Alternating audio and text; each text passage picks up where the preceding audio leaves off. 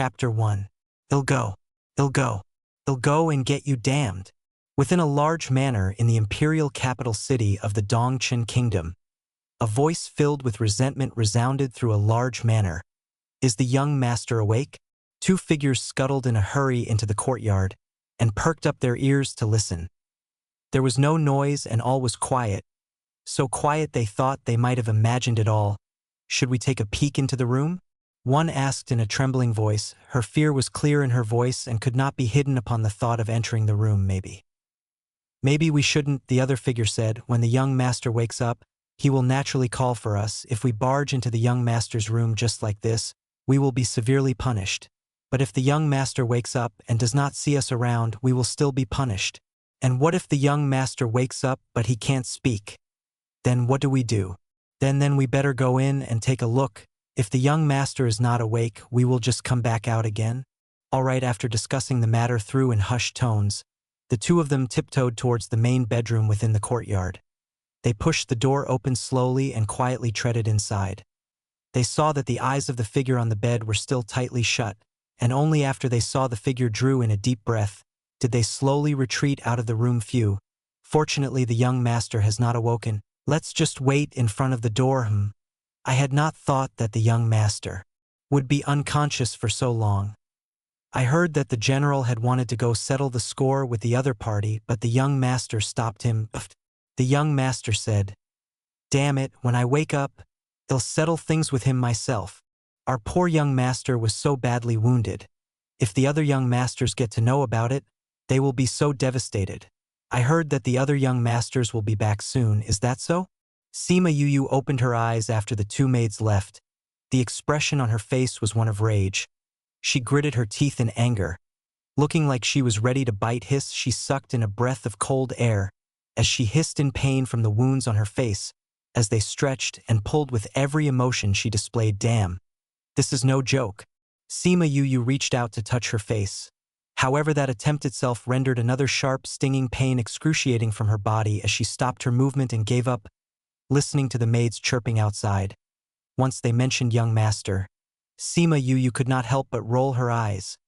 She was a female through and through, but she was asked to act like a boy by her grandfather, to wear boys' clothes, and to even walk and talk like one. You are a fraud just as well. Sima Yu cursed, thinking back of her status in the 21st century as an accomplished assassin. She did not expect to suddenly appear here, stuck in the body of a 14-year-old girl. That's right. Those curse words the two maids had heard earlier had indeed come right out of her mouth, because she had been conned 2 times successively. Previously, she was the organization's most powerful assassin. Since she started working for the organization, she never once missed a target. Never would she have expected that the second person in charge of the organization was jealous of the attention and recognition she had from her boss and took advantage of the boss' absence and made her perform a dangerous task. However, it was already too late when she realized that it was a trap. Because of the high stakes of billions of dollars, the organization chose to abandon her and even prepared the most advanced bomb for her. She was blown into smithereens along with the building she was in. The process of death was too short.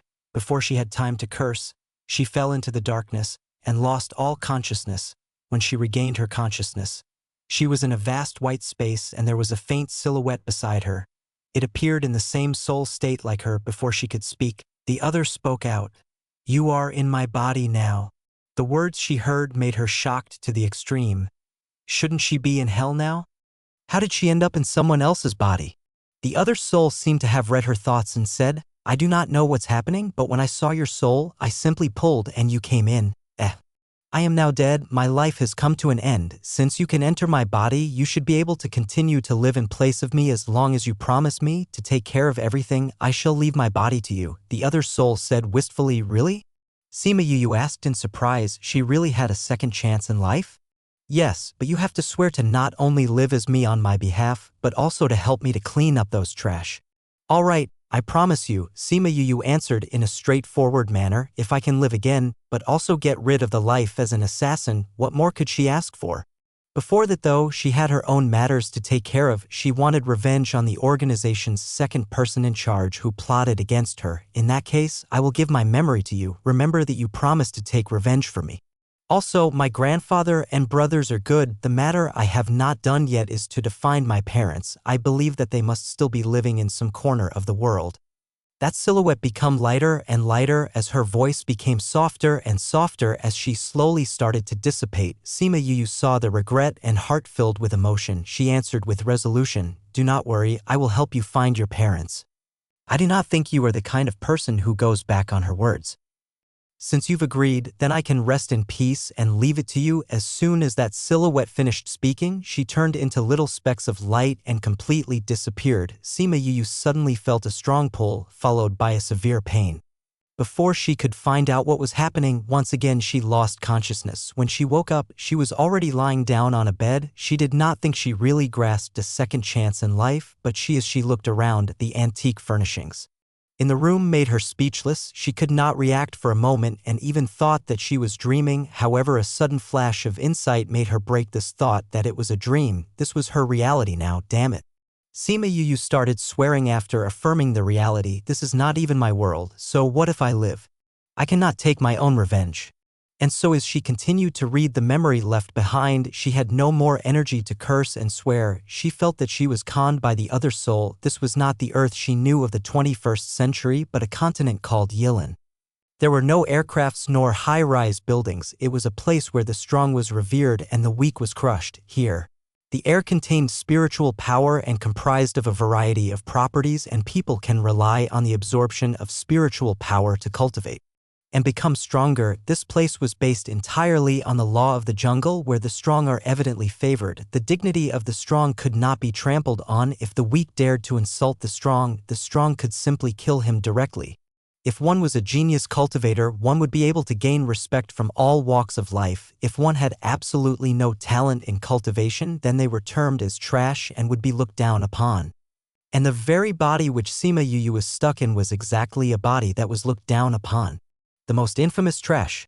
Not a little practice of the foundation, was now 14 years old, and even spiritual power are not sensitive, not to mention the introduction of the body to practice it. Not only that, she was obviously a girl, but her grandfather had insisted she dressed as a boy, telling her it was to protect her. But no matter how she dressed, she still liked men, and deeply infatuated at that. She loved being surrounded by men all the time, and all their attempt at wooing at ingratiation of the female sex. So the general's resident's fifth young master was rumored to be bent. Chapter 2. No words could describe how she felt at that moment as Sima Yu laid on her bed, feeling choked by the multitude of complex emotions that welled up within her. Ugh. After sighing for the 28th time, she finally accepted her newfound identity and to accept her new useless body. But when she thought back to her previous self as the top assassin of the 21st century, she did not believe that she would not be able to carve out a path of her own niche, even if she could not train and practice the way people did here.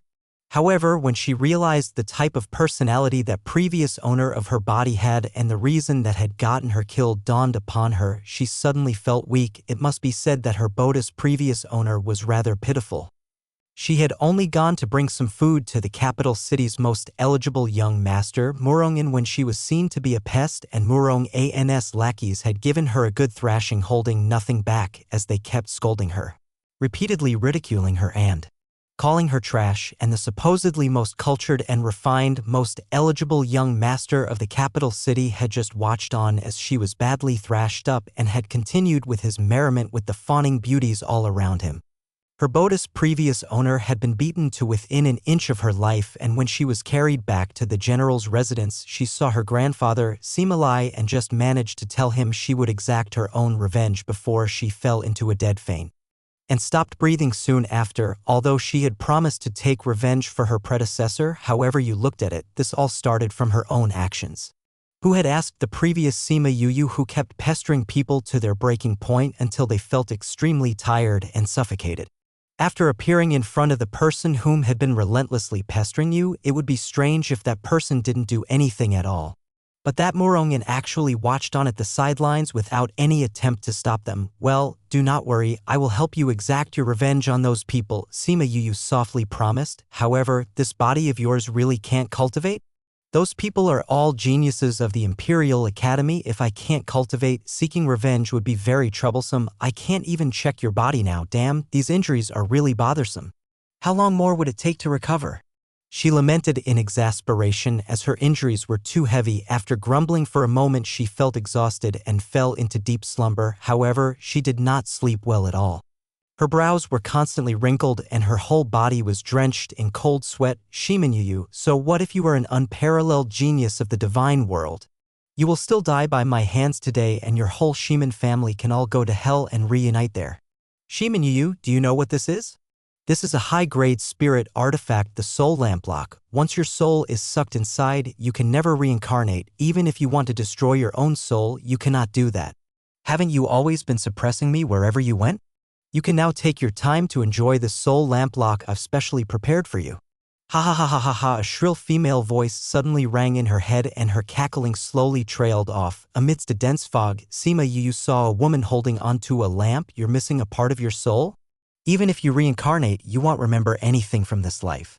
Even your strength will not be restored. Try to repair your soul, see what kind of miracles you can create. Another voice echoed in this dense fog as the wind slowly stirred. Simayuyu, who asked you to be so accomplished and recognized? Today, boss is not around. Whatever complaints you have, you can directly complain to the King of Hell. These are the most advanced explosives. Dying by them can be considered your good fortune. Simayu Wediai. Ah!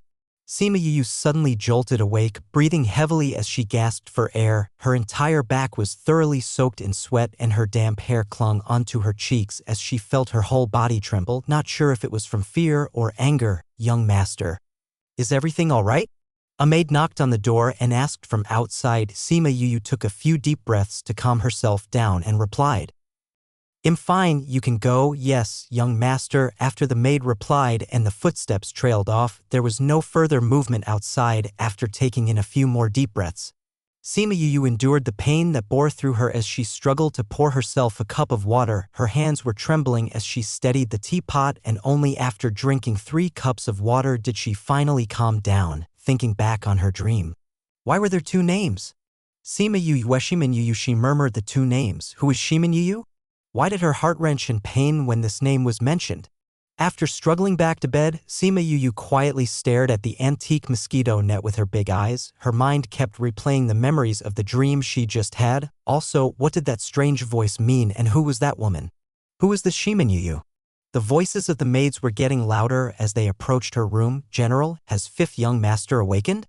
A slightly raspy, elderly voice could be heard. General, the young master just screamed a moment ago, and when I inquired, the young master replied that he was fine and asked me to retreat. There's no sound of movement inside. He may have fallen asleep again. The maid replied, all right, I've got it. You 2 can go now. Yes, General. The door creaked open and Simayuyu quickly closed her eyes, only to hear the sound of footsteps slowly walking towards her and stopped at the bedside. Well, enough of this pretense. I know you've woken up. Sima Lai looked at the person in bed who still had her eyes shut tight. She's been discovered. Sima Yuyu slowly opened her eyes and peered at the elderly man standing by her bed, watching him quietly. This was Dongchen Kingdom's strongest man. He looked exactly like her memories, a head of gray hair with an astute build and eyes full of vigor. He looked at her affectionately, however his eyes also reflected a tinge of distress. Does it hurt very badly? Seeing the Yuyu was quiet, he moved to sit by her bed gently as he asked her in a voice full of concern. Sima Yuyu nodded her head. It was really painful. So painful that it felt as if her bones were being crushed and grounded into powder, as if performing magic. Sima Lai flipped his hand and a jade bottle suddenly appeared in his hand. Sima Yuyu was startled. Although she knew that interspatial rings existed in this world, seeing it working before her still shocked her. In Sima Lai's hands was a jade bottle which he had retrieved from his interspatial ring. This is the 2nd-tier medicinal pill that Master Sure refined. It would speed up your recovery. Quick, eat it and it won't hurt anymore. Sima Lai coaxed as he opened, and a black pill rolled out from within, and he stuffed it into Sima Yuyu's mouth in a practiced manner. As soon as she swallowed the black pill, a strong bitter aftertaste assaulted her mouth. Before she could say anything, Sima Lai quickly followed up by stuffing something sweet into her mouth. Master Sure said that the pill may be bitter, but this is good stuff. It's a 2nd-tier medicinal pill. So bear with it and You'll get better soon. Sima Yu was aware that elixirs with miraculous properties existed in this world. It was just like the Western pills from her past life, but its effects were so many times better than those pills. The types and varieties were many and myriad, and they had all kinds of uses. For example, just like the one she just ingested was used to treat injuries, there were also others that helped regain spirit powers, those that helped regain strength, endurance, and many others. The elixirs were also segregated into tiers: first tier, second tier, third tier, and so forth. The first to third tiers were termed common grade pills, fourth to sixth grade, medium grade pills, while the seventh to ninth grade were advanced grade pills. Alchemists similarly had a ranking system, primarily divided into 3 ranks: rudimentary, medium, and advanced. The efficiency of each pill also varied with each tier and were further divided 3 levels, namely low, medium, advanced. Needless to say, the higher the level, the higher the efficiency, and that effectively equates to a higher price. Sai, the previous soul, did not really understand much of these, as her mind was completely filled with faces of handsome men. Since she could not cultivate, she spent all her time and effort thinking of men. She only started 2 days of classes at the Imperial Academy and stopped attending henceforth. Sima Lai doted heavily on her and spoiled her silly, and even left the matter of attending school in her own hands, never once forcing his own opinions on her. Since she did not want to go to school, he did not force her to attend. However, this had in turn made her even more ignorant, and her literacy and knowledge was stuck at the bare basics. Chapter 3. You heir, don't be upset. The matter of revenge can be put on hold. More importantly, wait till you've fully recovered and let your brothers escort you along when you go and to take your revenge. See who dares resist then. Whoever dares to resist will face their wrath. You can slowly savor the taste of returning those imbeciles the favor and beat the living daylights out of them. Sima Lai heartily said when he saw that his dear granddaughter had not spoken a single word since and thought that she was still angry. This was his manner of coaxing her. However, grandfather, are you sure this is the right way to coax anyone? Wasn't this just digging a deeper pit than previously? Such encouragement would just spell more trouble for the future. However, in the past life, she was an orphan, and after hearing the encouraging words of Sima Lai, she felt a warmth emanate from her heart. So this is how it felt like to have family. Within minutes of eating the bitter medicinal pill, the immense pain she previously had all disappeared, and within half an hour, all her injuries were fully healed. It was the first time she had experienced such a miraculous feat. This opened a whole new door of curiosity to this world she was now in. Grandfather, this stuff is simply amazing. Sima Yu's eyes sparkled as she sat up. She felt rejuvenated and full of life. Haha, yes, not bad at all, he chortled, nodding happily as he looked at her with an affectionate gaze. Sigh. If only someone from our family was an alchemist, then you wouldn't have had to suffer so long. Even getting this one pill took a bit of trouble. Don't we have some alchemists working for us? Sima Yu asked indignantly. Weren't they the general's residents? What were some mere medicinal pills to them? We have hired a few, but only have stashes of the common grade tier 1 pills and only a handful of tier 2 pills. However, those tier 2 pills we possess are not meant for healing. Which was why I had to go to Master Sure and specially request for that tier 2 pill from him. He looked apologetically at Sima Yu. Sorry, it's all my fault, TSK. But if it wasn't for my fiery temper that caused a rift between our residents and the alchemists in the city, it wouldn't have taken such a long time.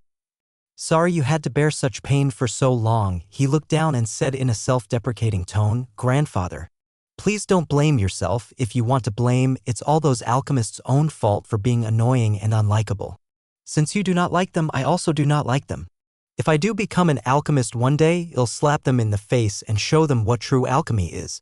Haha, well then, I shall be looking forward to that, he laughed in glee. However, none of them seemed to have remembered at that moment that one has to first be able to cultivate in order to be an alchemist, to concoct a pill.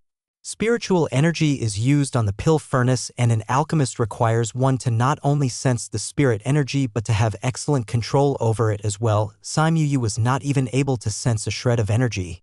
What more to fire a pill furnace with spiritual energy? Due to the effects of the medicinal pill her grandfather got for her, Sima Yu recovered quickly. The next morning, the curious and lively Sima Yu went out alone to explore the streets. Although she has memories of this place, she still wanted to see with her own eyes what this new world of intrigue was like. This world is really amazing, Sima Yu exclaimed in excitement. After visiting a couple of streets, she stopped in front of a shop which had on display a multitude of spirit beasts and gasped in shock when she saw one talking. "Oh, is this not Fifth Young Master? Please come in, Fifth Young Master. What would you like today? We have a few new spirit beasts in store today. Would you like to have a look?" A amiable shopkeeper stepped forward to warmly welcome her. Evident that he was familiar with the Sima Yuyu, she quickly searched her memories for a moment and realized why that shopkeeper gave her such a warm welcome. Indeed, the Sima Yuyu before often patronized the store and bought spirit beasts and gifted them to various young masters around town to please them. Since she did that on a regular basis, she quickly became well acquainted with the shopkeeper. "Fifth Young Master, please have a look at our latest arrivals. We have here a 5th low-ranked firefox. We also have a 6th low-ranked windwolf. How is it? Quite good, aren't they?" The storekeeper smiled as he introduced the spirit beasts that were locked up in the cages before them. Sima Yuyu looked at the windwolf that looked back at her without a trace of life or emotion. Its fur was very full and glossy, something of high quality. "Oh, I have no intention to buy anything as I didn't bring any money out with me today. Since I can't even establish any contract with any spirit beasts, why do I even need to buy one?" Who did not know that the general residence's 5th young master was labeled as trash and could not establish any spirit link? How could he have any contracts with spirit beasts? To establish a contract, one must first have a spirit link stemming from the spirit master. Hence, whenever the 5th young master bought a spirit beast, it was always given away as a gift. However, for the shopkeeper, it didn't matter as long as he could make some business. If 5th young master likes it, you can bring the spirit beast back first and send someone to pay for it later. "Oh, the last time young Master Murong and wanted a windwolf, but there was no stock then. You have to quickly act on this or else it's going to be sold out soon."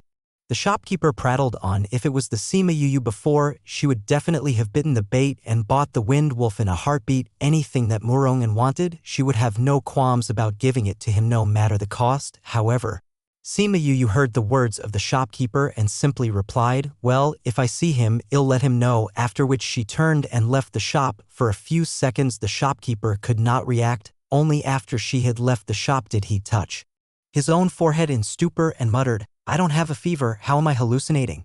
This Sima Yuyu not only heard Murong and wanted it, he simply just left without buying it. And so calmly at that? Did the sun rise from the west today? Sam Yuyu thought back of what just happened in the shop. Even a meager shopkeeper was using Murong An's name to sell a spirit beast to her. How well known was she for liking Murongan? Thinking back on the spirit wolf, she softly sighed again in amazement of this new magical world she now lived in. Although the previous Sima Yuyu could not cultivate, but because of Murongan, she did some homework and knew a thing of two about spirit beasts. This world has these spirit beasts and they ranked accordingly: low rank, saint rank, and divine rank. Low-ranked spirit beasts had a bit of intelligence and could understand some human words and respond to simple commands. However, a divine-ranked spirit beast was very intelligent and completely mastered the human language and conversed proficiently. Spirit masters could establish a contract with spirit beasts through sharing a spirit link. However, because spirit beasts are caught from the wild, if they have not been tamed, their wild and frenzied spirit energy will try to take over the link, and this might make the cultivator incur a backlash. Instead, beast tamers had the ability to temporarily stabilize and curb the innate wild and frenzied spiritual energy of these spirit beasts and calm them down. This would make the spirit beasts docile before establishing any contracts and reduce any risks of backlash. This was the main reason why beast tamers were very highly sought after establishing a contract with the spirit master. The spirit beast will regain back its ferociousness. However, due to the contract, they are not able to hurt their contracting spirit master. After strolling around the streets aimlessly for a period, Sima Yuyu decided to head back. As she was still thinking about the matters of a beast tamer, she did not pay attention to her surroundings and carelessly ran into a person head-on as she turned into a small alley. "Who the hell has no eyes? Asking for death," exclaimed a man who was clutching his head, fuming away, when his eyes laid to rest on Sima Yuyu. His lips curled up into a taunting smile. "So it's our infamous trash. How are you still alive? It seems that my punches were too light that time." Sima Yuyu was still dazed from the sudden collision, but when she looked up after hearing the other person's words, she narrowed her eyes. This person was none other than one of the lackeys that had a hand in beating her up that day. Since she had promised revenge for the previous Sima Yu. Now, let's just start with this person in front. Chapter 4. Li Cheng looked around and realized that the beast shop was close by as his lips curled up and gave Sima Yu a contemptuous glance as he sneered, "Sima Yu, how thick is your skin? Do you really think that by giving Murong and a spirit beast, that would raise your standing? If I were you, I would have committed suicide long ago. Just by being alive is simply wasting food. Have you said enough?" Sima Yu snapped back as she glared at him coldly. "The last time you ganged up with them to beat me up, didn't you? Well, count yourself unlucky that you've ran into me today." Ha ha ha. Li Cheng was amused by the tone and arrogance that came out of Sima Yu's mouth. "Listen to this. Wow, it seems that you want to take revenge? Ha ha ha ha ha. I think I might have heard wrong. Well, you want to fight with me? Bring it on. Since I did not kill you that day, let me solve that today and save the face of us men." He roared in contempt as he gathered spiritual energy and condensed them into a ball of red light on his hand. Although Sima Yu was walking on the crowded streets just moments ago, she had made a detour and had aimlessly wandered off into a small and quiet alley. Killing Sima Yu right here will not leave any traces and would pose no problems at all. Hence Li Cheng had started off with such a vicious move. He had been unhappy with Sima Yu's very existence for a long time. Although born a trash, Sima Yu was still of the distinguished general's lineage. How unfair was this? Sima Yu looked at the growing ball of red light in Li Cheng's hand and knew this was a ball of condensed spiritual energy. Not something her current body can resist if she met it head-on. She needed to interrupt him before he completed it. As soon as she made her decision, her body rushed forward with a dagger in her right hand as she aimed for his neck. Li Cheng was inwardly surprised. Not only did that trash not run away with his tail between his legs like usual, he actually tried to attack him. This Sima Yu before him was like a different person altogether. Sima Yu's action was decisive and nimble. She swiftly reached him in moments and he felt a chill as the blade rushed towards him. Just as the blade was about to touch his neck, Li Cheng hurriedly released the incomplete red ball and threw it at her as he stumbled a few steps back. Although the ball was incomplete, it still harnessed a terrible energy for Sima Yu. She knew she could not take it head-on as she quickly twisted her body and dodged to the right, however, as the distance was too close and the speed in which he threw it was too fast. She did not manage to completely dodge it, and she felt a burning pain on her left arm. Boom. As soon as the ball of light touched the earth, it blew a big hole into the ground. Sima Yu looked at the hole it made. She shuddered. She was inwardly shocked that such a small ball of converged spiritual energy could harness such an explosive power. Somewhat similar to the bombs in her previous world, but this was much more powerful.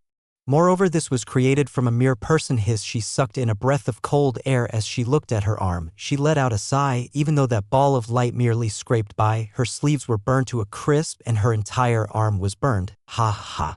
Now you know my prowess. Li Cheng did not expect Sima Yu to actually dodge that. However, he felt a burst of pride when he saw her shocked expression from his spiritual energy. To create an energy ball like that is something trash like you will never be able to achieve. How about I give you a hand and send you on your way to reincarnate faster? Perhaps you may be able to practice cultivation in your next life. When Sima Yu saw that Li Cheng had started converging energy on his hand again, she naturally would not give him another chance to gather more spiritual energy. Li Cheng did not expect Sima Yu to be even faster than before, and he had barely managed to converge a little energy. Despite her injury, she had reached him in mere seconds, this time when she appeared in front of him. She lifted her leg up and swiftly kicked his stomach mercilessly as he flew backwards and landed heavily on the ground with a thud. Li Cheng spat out a mouthful of blood and he dumbfoundedly looked at the crimson patch on the ground. That trash actually made him bleed? He roared in anger, "A mere trash like you dare to hit me." Cough cough. Sima Yu silently appeared by his side and kicked him before he could stand properly and he fell to the ground. A spirit master's power lay in the manipulation of spiritual energy, but their body was no different from an average person.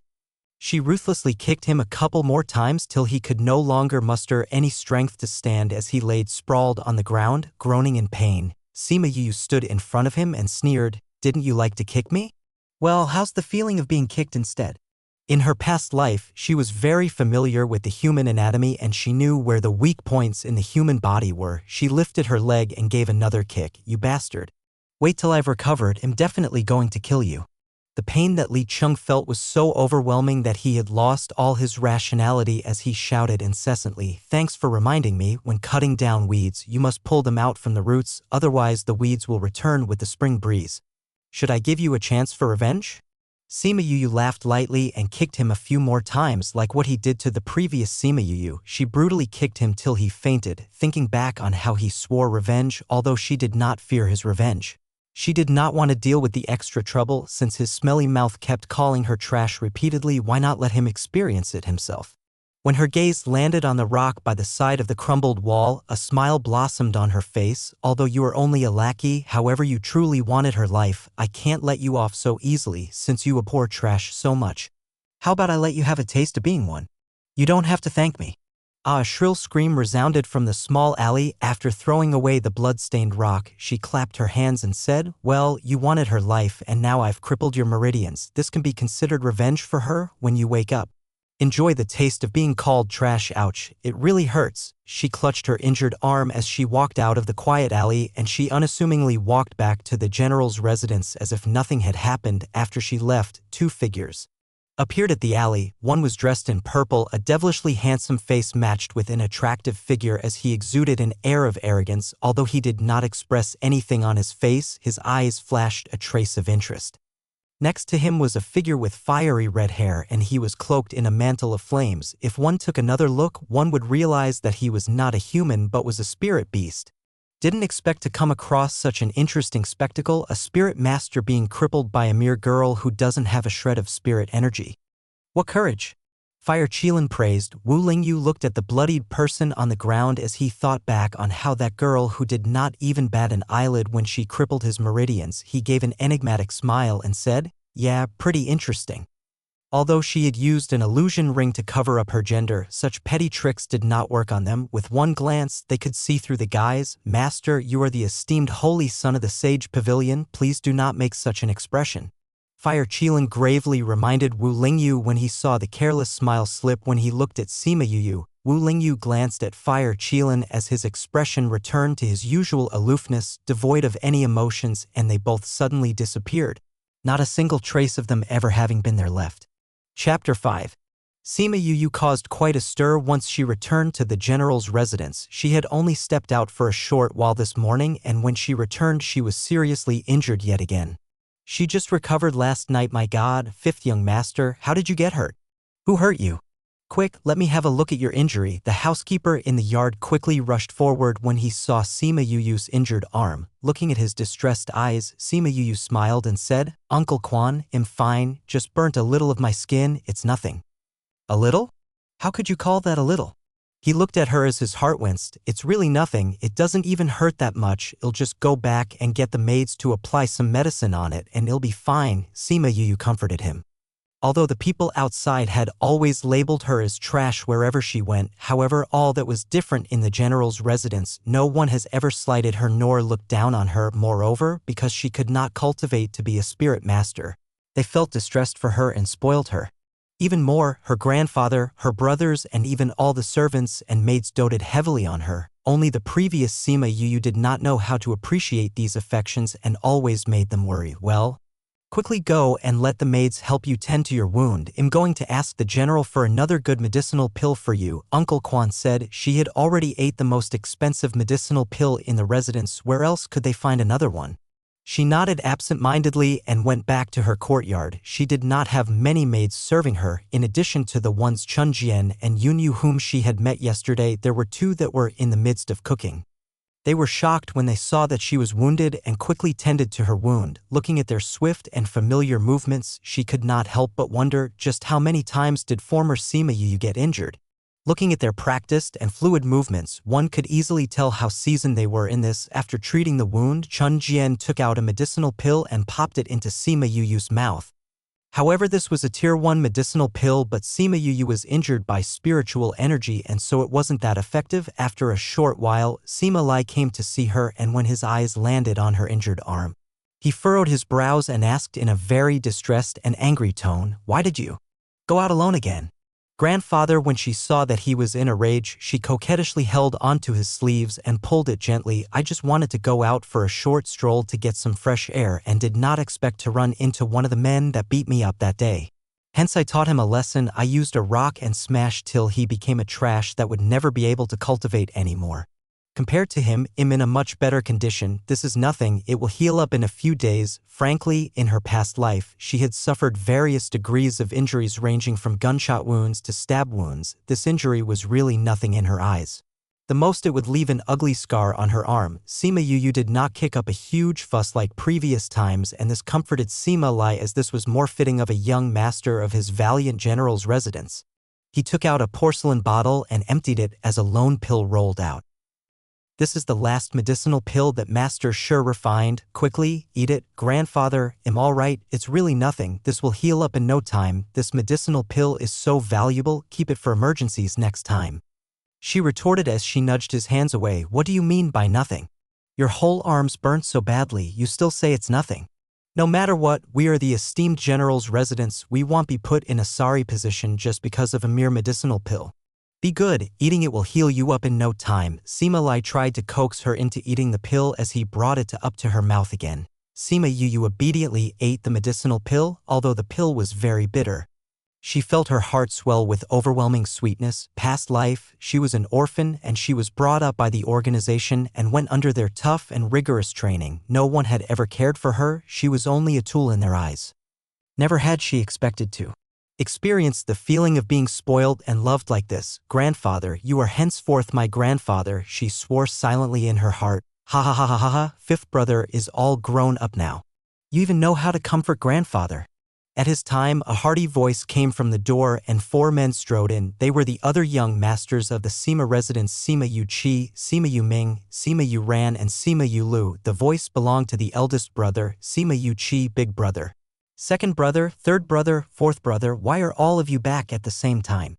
Sima Yu looked at the 4 men that just entered. "We heard that you were beaten up, of course we all rushed back to see you. It was a coincidence that our timing clashed," big brother replied as he studied her from head to toe as he asked in concern.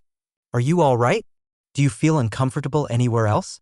They were all scattered around in different places. However, when they heard that she was seriously injured, they had put everything down and rushed back without second thoughts. Sima Yu shook her head as she reassured them and said, "No, don't worry. The medicinal pill that grandfather gave me is really amazing.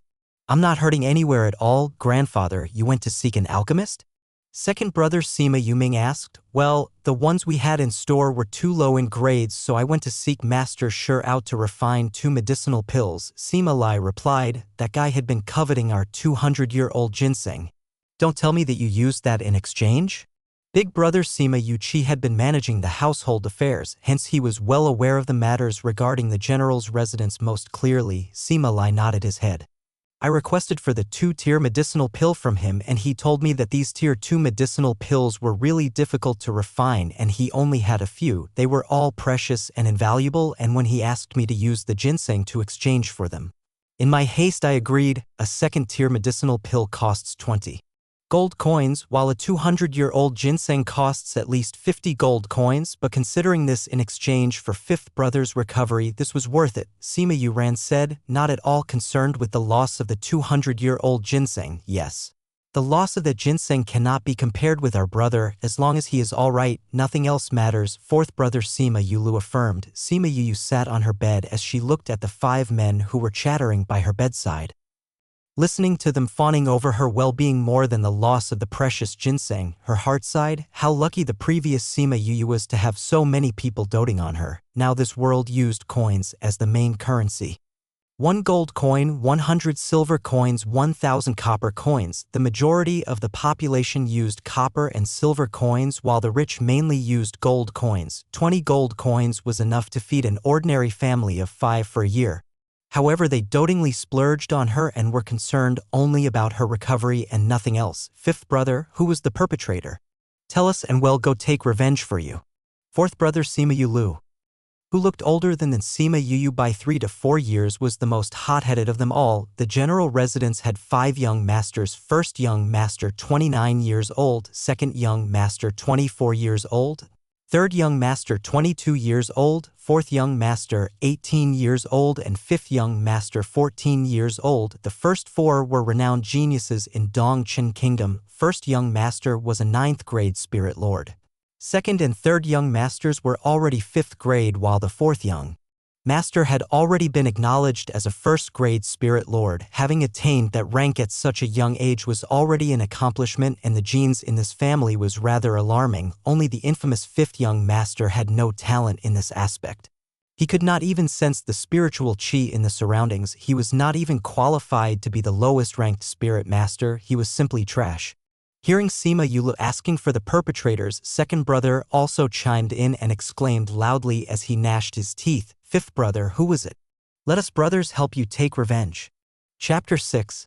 Sima Yulu looked at the 2 brothers as she straightened her back and replied with an air of calm, "My enemies are my own to take care of, my brothers, don't worry about me. Sima Yulu has grown up. I will not be so willful in the future." "Good. Very good. Yuer has grown up."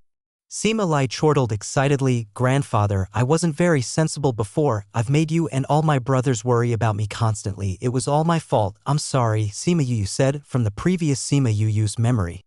She could see that she was really a troublemaker, and because of those handsome men outside, she had hurt her family many times. However, in her heart, she still loved her family deeply, or else she wouldn't have asked a wandering soul to let her replace her in this life. As she did now want to cause them grief lest they know that she had died, let the past be the past. As long as fifth brother can acknowledge his past undoings, it is good enough. Moreover, we've never once blamed you before in the past, third brother Sima Yuyen said.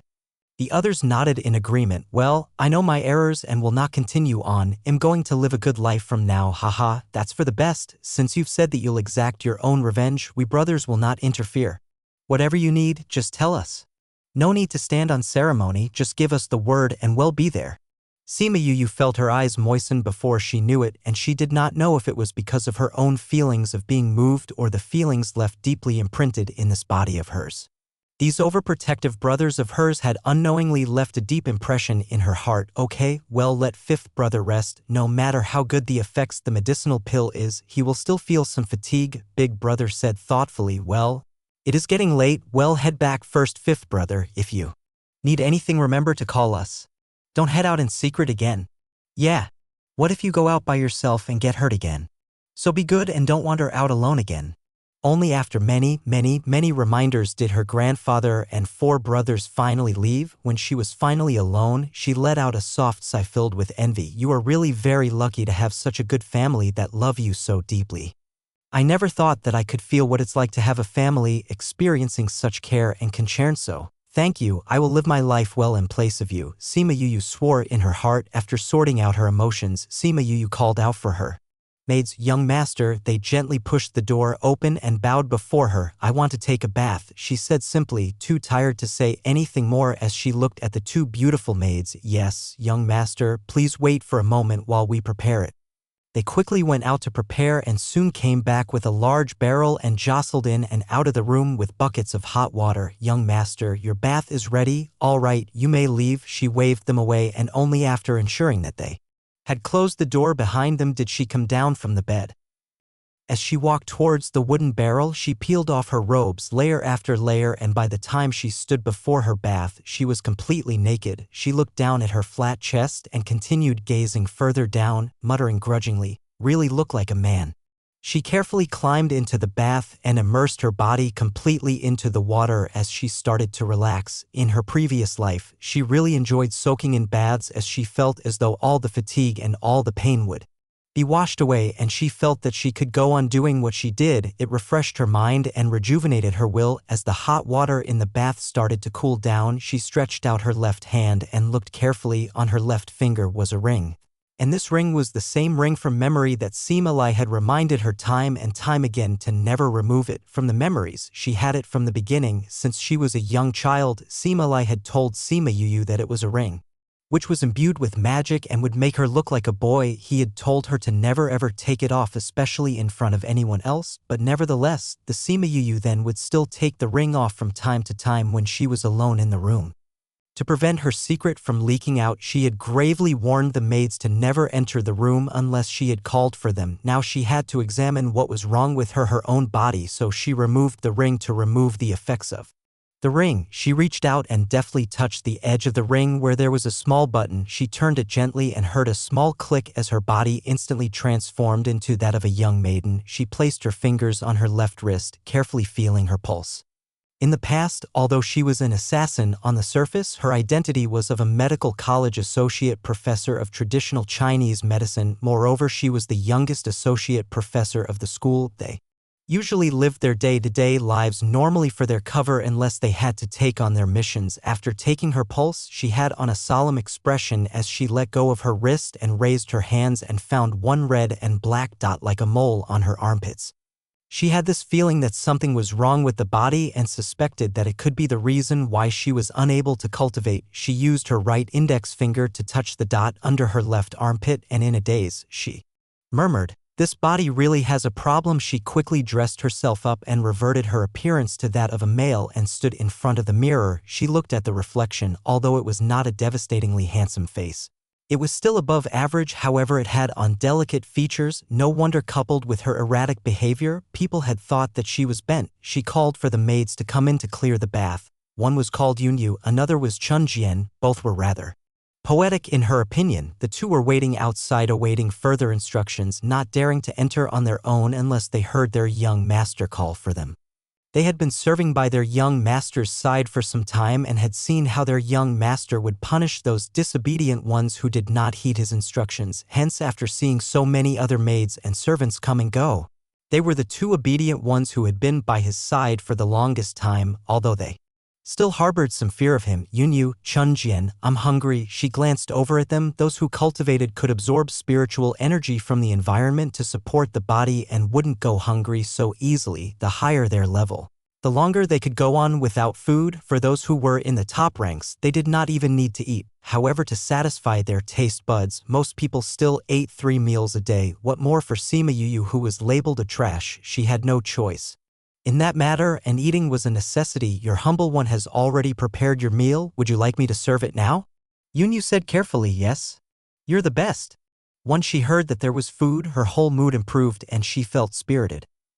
Past life. Although she was busy living the double life of murder and medical research, food was an indispensable part of her life.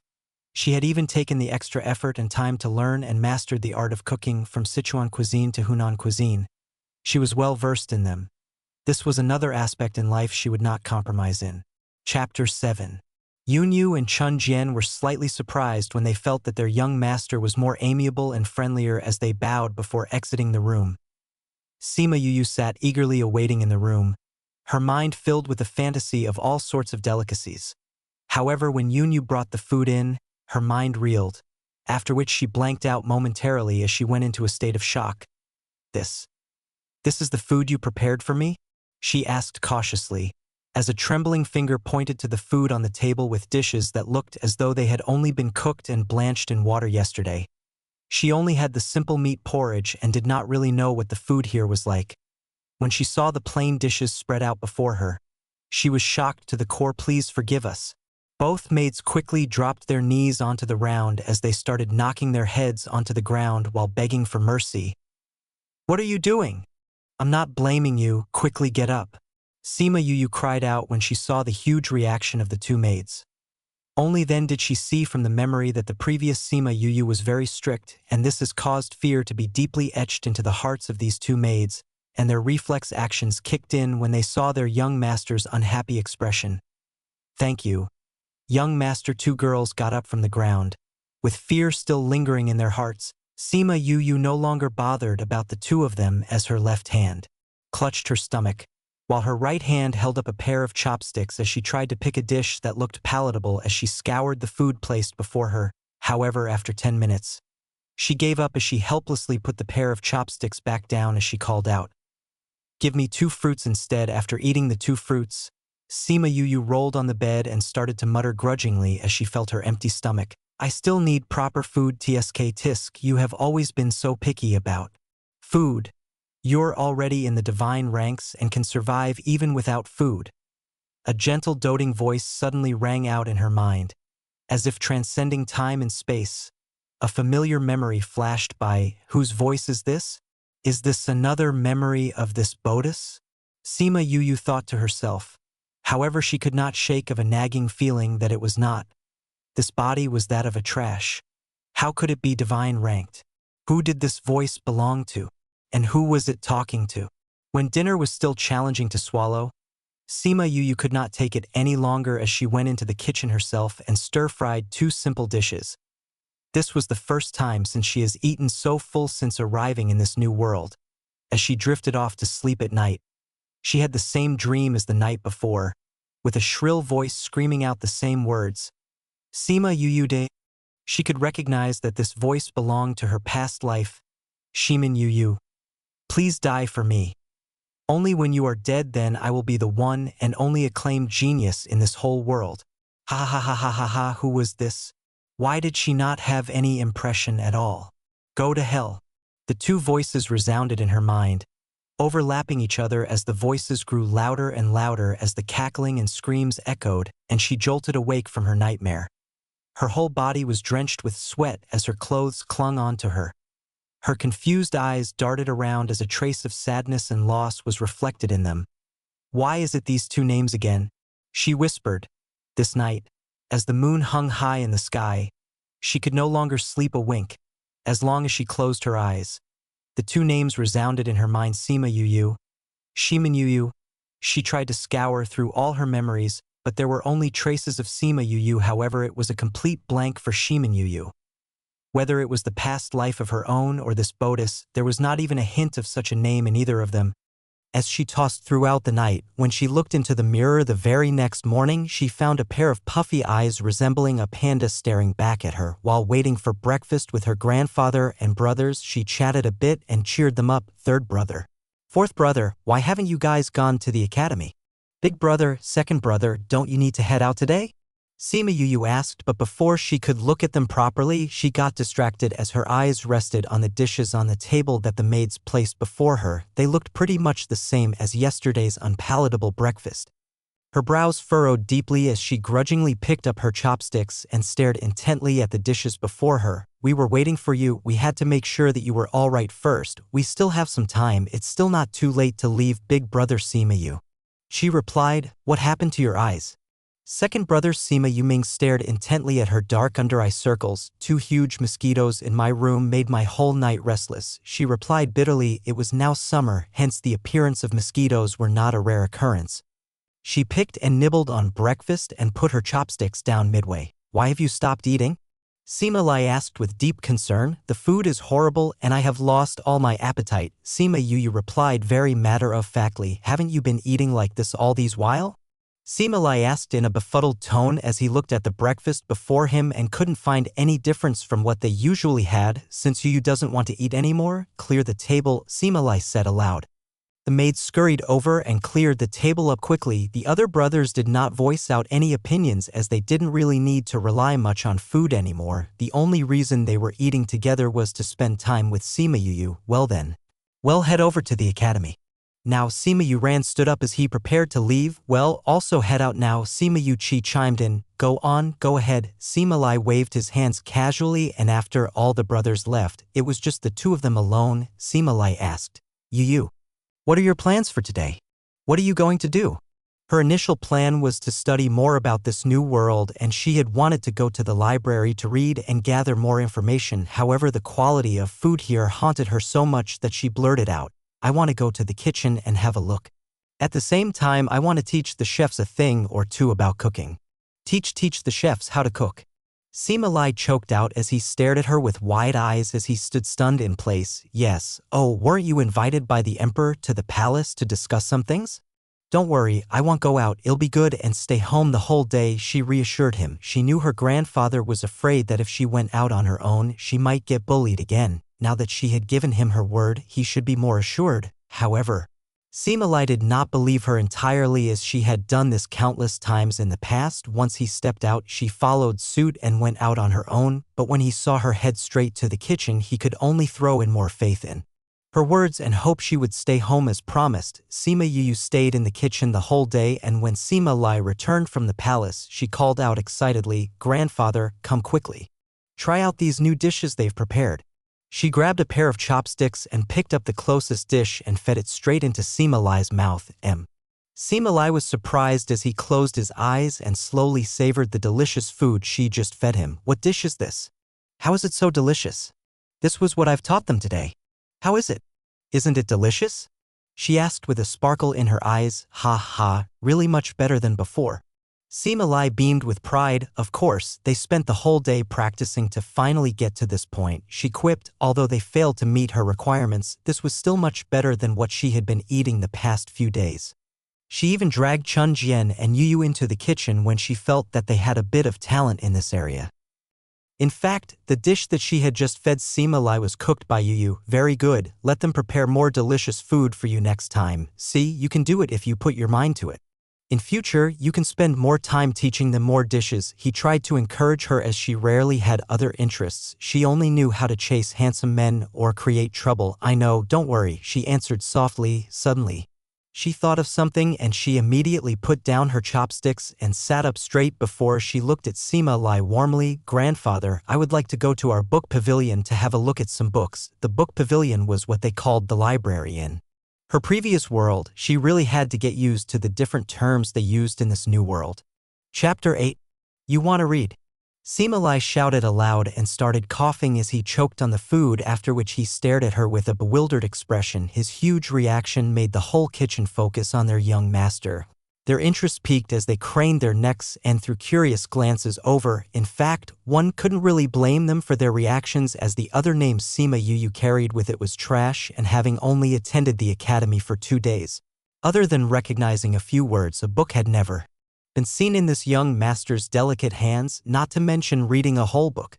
A sudden mention of wanting to read a whole book and going to the book pavilion was shocking news indeed. Cough, cough. Sima Lai readjusted his mood and returned to his usual calm demeanor and said, "Since you want to have a look, let's go have a look." As soon as he said it, he strode out of the kitchen in large steps, as Sima Yu quickly followed behind. They came before a large courtyard with 3-story building. It was a simple-looking building built in the middle of a plain-looking yard. No one would have guessed that this inconspicuous building would be the book pavilion. "Here we are, the book pavilion," Sima Lai introduced as he flipped his hands and a large key suddenly appeared. After retrieving the key from his interspatial ring, he unlocked the door and gently pushed it open as the scent of musty books greeted them. This was the first time she had been here. Although the book pavilion was located in between her courtyard and the main entrance, the past Sima Yu had never once ventured in here. "Here, this key belongs to you." Sima Lai casually flipped his hands once again and retrieved another key and handed it over to her. All the other 4 brothers each had a key to this place. However, as she did not enjoy reading, this key was never passed to her, for fear that she might lose it. Sima Yu took the key and put it in her pocket. She could not cultivate and had no spiritual power, hence she could not use the interspatial ring. "All right, go ahead and read whatever you want. Take your time, I've still got some things that I have to do. It'll be in my study. If you need me, you know where to find me." Sima Lai turned to leave after granting her access. Sima Yu nodded, and only after she watched his fading back did she turn to take a good look at the interior. Although she knew that there were some problems with her current body, there were still some differences with the herbs and materials from her world, and this, at least she hoped that they were merely named differences. She needed to know more about the differences in the properties as well and study these more thoroughly to be able to cure herself and rid of this trash label herself. Sima Yu gaped in wonder as she looked at the interior of the book pavilion. Who would have thought that the exterior, which looked like any other common building, but the interior was unexpectedly different. What attracted her attention most was that right in the middle of the book pavilion, there was actually a grand spiral staircase, which connected all 4 stories, and each level had books that were placed in shelves that reached the ceiling. Such grandeur and splendor. Moreover, the scale was totally different. From the outside, it did not look as big as what she was currently looking at, surprisingly. The size of the first floor was as large as that of a soccer field, although each level got smaller. However, the size of the top floor was still bigger than a basketball court. Oh wow, what sorcery is this? This is simply too mysterious. Sima Yu cried out in shock as she tried to compose herself. This had outrightly defied her logic and common sense that she was used to ever since she's been in this world. Everything had left her agape. Things that she had seen from her memories were still foreign to her, and it felt as if she was watching everything from a television, and experiencing it herself still roused the adventurous spirit within her as her eyes sparkled with excitement. She was particularly fascinated by the vast disparity of scale and grandiose. After she had finally regained her composure, she grew anxious. With so many books, where should I even start looking? If I had known earlier, I should have asked grandfather. She sighed with regret as she looked on helplessly at the grand collection of books before her. She started exploring the books on the shelves, and after looking for a while, she discovered that the books were arranged according to different categories. If this row of books in this shelf was in one category, that following 10 rows were in a similar category. Haha, found it. She cried out in relief. After scouring for an entire 2 hours, she had finally found the category she had came here for. She earnestly started to look for the books she needed as she carefully combed the shelves that housed the medical-related books. She looked for quite some time until she found a book about the various herbs and materials for medicine and discovered that this whole shelf had the same genre of books. Her stomach rumbled and she touched her belly as she groaned in defeat. She quickly pulled out several books and hugged them carefully and left the book pavilion, locking the door securely as she left. By this time, day had already turned to night and it was completely dark outside. When Sima Yu returned to her own courtyard, Yunyu and Chun Jian noticed that in the arms of their young master were a pile of books. They hurried forward to assist and asked, "Young master, would you like to have dinner now?" "Yes, I'm famished. Bring the meal directly into my room. Also, Yunyu, please pass the message to my grandfather that for the next 2 days I will be dining in my own room and will not be joining the family for meals." Sima Yu rubbed her belly before returning to her room. Chun Jian immediately went into the kitchen to prepare dinner for Sima Yu while Yunyu brought the pile of books and placed them on the table before passing the message to Sima Lai. Sima Yu picked up a book and started reading. The books that she had selected this time round were all very general and were introductions to the basics of herbs and materials that were common in this world. It was a good start to help her identify the various herbs and materials and let her have a grasp of the differences of the two worlds. In her previous world, her intelligence quotient was higher compared with ordinary people. Therefore, whatever she studied took only a fraction of time. In addition, she originally majored in the study of traditional Chinese medicine, so she was very familiar with the various herbs and properties. Moreover, she was just looking for the differences in these aspects, hence her reading speed was exceptionally fast.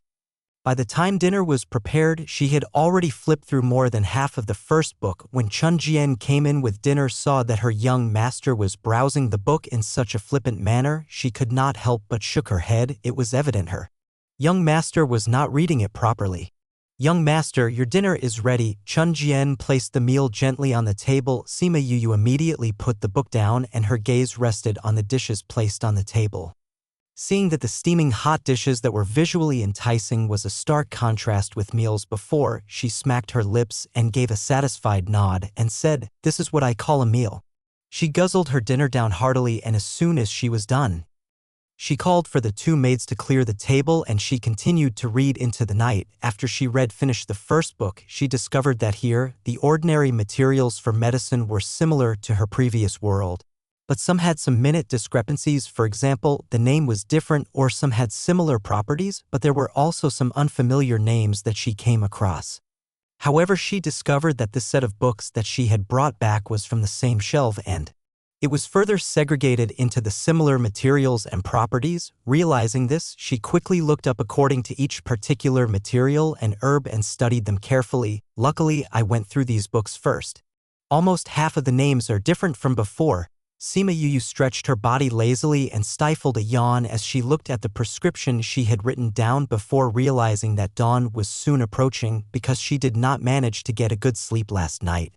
And she worked hard throughout this entire night. After she relaxed, her eyelids were extremely heavy. She crawled to bed, and as soon as her head touched the pillow and she fell into a deep slumber. Tonight, she did not have a single dream, and by the time she woke up it was already noon. When she opened her eyes, she looked around groggily as her eyes focused on the ancient pattern of the mosquito net. For a moment there, she thought that she was dreaming. Rumble. The hungry belly started to protest, making her consciousness slowly return as memories flashed in her mind reminding her where she was. She put a hand and touched her forehead and muttered, "So this is not a dream." She finally rolled out of bed, washed up and changed. Chun Jian quickly prepared lunch and brought it into the room. After lunch, she took the prescription that she had painstakingly written down last night and walked towards Sima Lai's study. When Sima Lai saw Sima Yu, he was somewhat surprised. Wasn't it only last night that she said that the next 2 days she would be busy reading in her own room? Why was she out so soon? She couldn't sit still for just 2 days? Or did anything happen? "Grandfather, I have a matter to ask you." She straightened her back and looked at him earnestly. "What is the matter?" When Sima Lai saw Sima Yu's serious appearance, he waved his hands and signaled for the bodyguards to exit. Sima Yu pulled a chair and sat down across from his desk and said, "Grandfather, do you know why can't I cultivate?" Chapter 9. All the doctors who have examined you before had all diagnosed that your meridians are blocked. That's why you cannot sense the spirit energy in the air, rendering you unable to cultivate. When your father carried you back, he mentioned that your mother was injured and that might potentially affect the fetus. That might have been the reason, as it might have affected the development of your meridians. Why? What's the matter? Why did you bring it up again?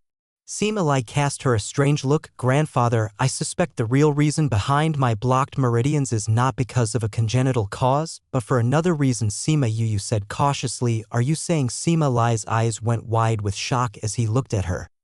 Sima Yu nodded, saying, "I have been poisoned and it is the cause of my blocked meridians." After analyzing further, the reason I can't cultivate, and this matter is certainly related. Bang! Sima Lai stood up suddenly. This abrupt movement toppled the chair that he was sitting on. Is what you say true?" Sima Lai looked at his delicate granddaughter and asked. Sima Yu nodded and pressed on. "I'm sure, grandfather, this poison is rare and not easy to detect, and this poison has been in my body for a long time. Seemingly it looks like I was poisoned at the time of my birth. The emperor has sent quite a few people to check your condition several times before. What more, they even comprised of renowned doctors and alchemists. They could only determine that your meridians are blocked and did not detect any trace of poison." Sima Lai said. Sima Yu knows that the emperor of Dongqin Kingdom, Xingzhantian, had been very fond of Sima Lai. He had certainly sent the best of the kingdom over, so if even they could not detect the poison within, it showed how rare that poison was in this world. Maybe the poison is very rare in our kingdom. Furthermore, there's no other symptoms other than the blocked meridians. If I had not touched the 2 small points under my arms, I wouldn't have found it out too, so it's normal that no one else could detect. Sima Yu said. "When your father brought you back, he said that your mother was injured, so he felt that your development may be affected, but I did not expect that your blocked meridians was due to poisoning." Sima Lai sighed with regret. "Grandfather, wasn't I born at home? What did you mean by when your father brought you back?" Sima Yu felt that Sima Lai was behaving a little odd as she tilted her head in query and asked, "Cough, when you were born, your parents were not in Donglin City and your father only brought you back when you were around 6 months old. He said that he had to go look for your mother and left you in our care and has never returned." Sima Lai said wistfully. How did you discover that you were poisoned? Who diagnosed it? Tell grandfather and want to look for that person and get the antidote for you." Sima Yu shook her head and said, "Grandfather, don't worry, no one else examined me, I found it out myself." "You found out yourself?" Sima Lai gave her an incredulous look of disbelief as he looked at Sima Yu, saying, "Don't lie to your grandfather. What can't you tell grandfather? Did that person make you say that it's a secret?" Sima Yu remembered that the previous Sima Yu was completely useless and did not harbor much intellectual knowledge. If she were to suddenly say that it was really her, Sima Lai would definitely not believe. So she took out the prescription and said, "Grandfather, erase the prescription for my cure. Allow some people to get these herbs and materials written down. Remember to do it with utmost secrecy." "Well, grandfather knows what to do." Sima Lai nodded and he reached out and took the prescription from her to have a good look. Although the words were a bit ugly, but considering her illiteracy from before, Sima Lai nodded with satisfaction as he called out, "Come. Follow this prescription and bring the medicine back."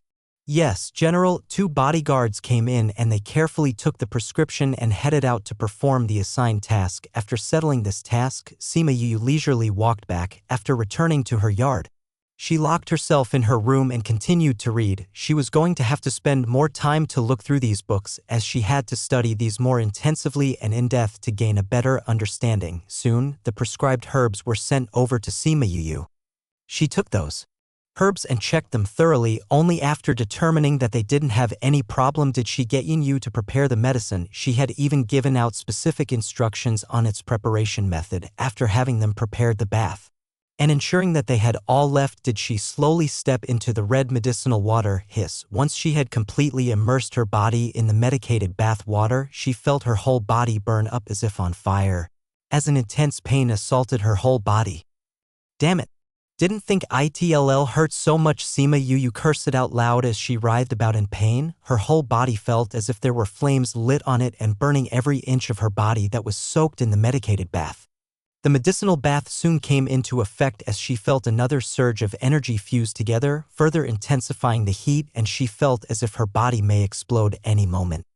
The red medicated bath water soon turned clear and her head felt foggy for a moment when suddenly she felt a sweet sensation well up in her throat. Before she knew it, she vomited out a mouthful of black blood and continued vomiting out more black blood on the floor. After she could no longer spit anything out, she finally felt better and regained some clarity. It's a lot smaller now, Sima Yu muttered after touching the two little dots under her arm. It seems like it's going to take a few more sessions to completely clear this poison. She sighed and gritted her teeth, thinking back on the pain she had to go through. As soon as she came out of the bath and dressed herself, she kicked the huge wooden barrel and the whole barrel tilted slightly as a huge amount of bath water gushed onto the floor, washing the black blood away. Young master, is everything all right? Yunyu and Chun Jian asked from outside with a slight quivering voice. Oh, I was a bit careless and accidentally spilt the bath. Can you come in and help me clean it up? Sima Yu replied lazily. The two maids quickly scuttled in and saw that some of the water in the bath had spilt onto the floor. They hurriedly brought in dry cloths and cleaned the whole floor and removed the wooden barrel soon after. The next few days, aside from having her meals with Sima Yu spent her time burying herself in the books. She had almost completely finished reading the books she had brought out from the books pavilion the last time. In the blink of an eye, 7 days passed and this was her last medicinal bath. Sima Yu immersed herself in the red bathwater once again, and after a quarter of an hour passed by. This time, the blood that she vomited out was no longer black, but it had familiar vibrant crimson shade. She quickly touched under her arm and found that the two small dots were gone. She took her own pulse and confirmed that the poison had been completely removed from her body. Although she did not know if she could start cultivation after removing the poison, she still could not conceal her happiness as she felt a wave of exhilaration and excitement. After she used the same method to wash the blood away like previous days, she grabbed the huge key and walked briskly towards the book pavilion. This time, the books she wanted to look for would be those on cultivation methods. She wanted to ascertain if she could embark on her cultivation path once the poison had been completely flushed from her system. Chapter 10. This time round, she was no longer wandering about the book pavilion like a lost sheep. The last time when she came in, she had written down the various locations of the different categories of books in detail. With such preparation in hand, she simply waltzed over to the bookshelf in search of what she wanted, and soon staring at her was a book with the title Profession's Guide. Thinking back, she had an impression of this book as this was the book that was given to the previous Sima Yu on the first day she had attended the academy. Unfortunately, she wasn't interested in it and had just casually tossed it at a corner of the table, and she had not touched it since. Sima Yu leaned against the bookshelf as she quickly read through the contents of the book.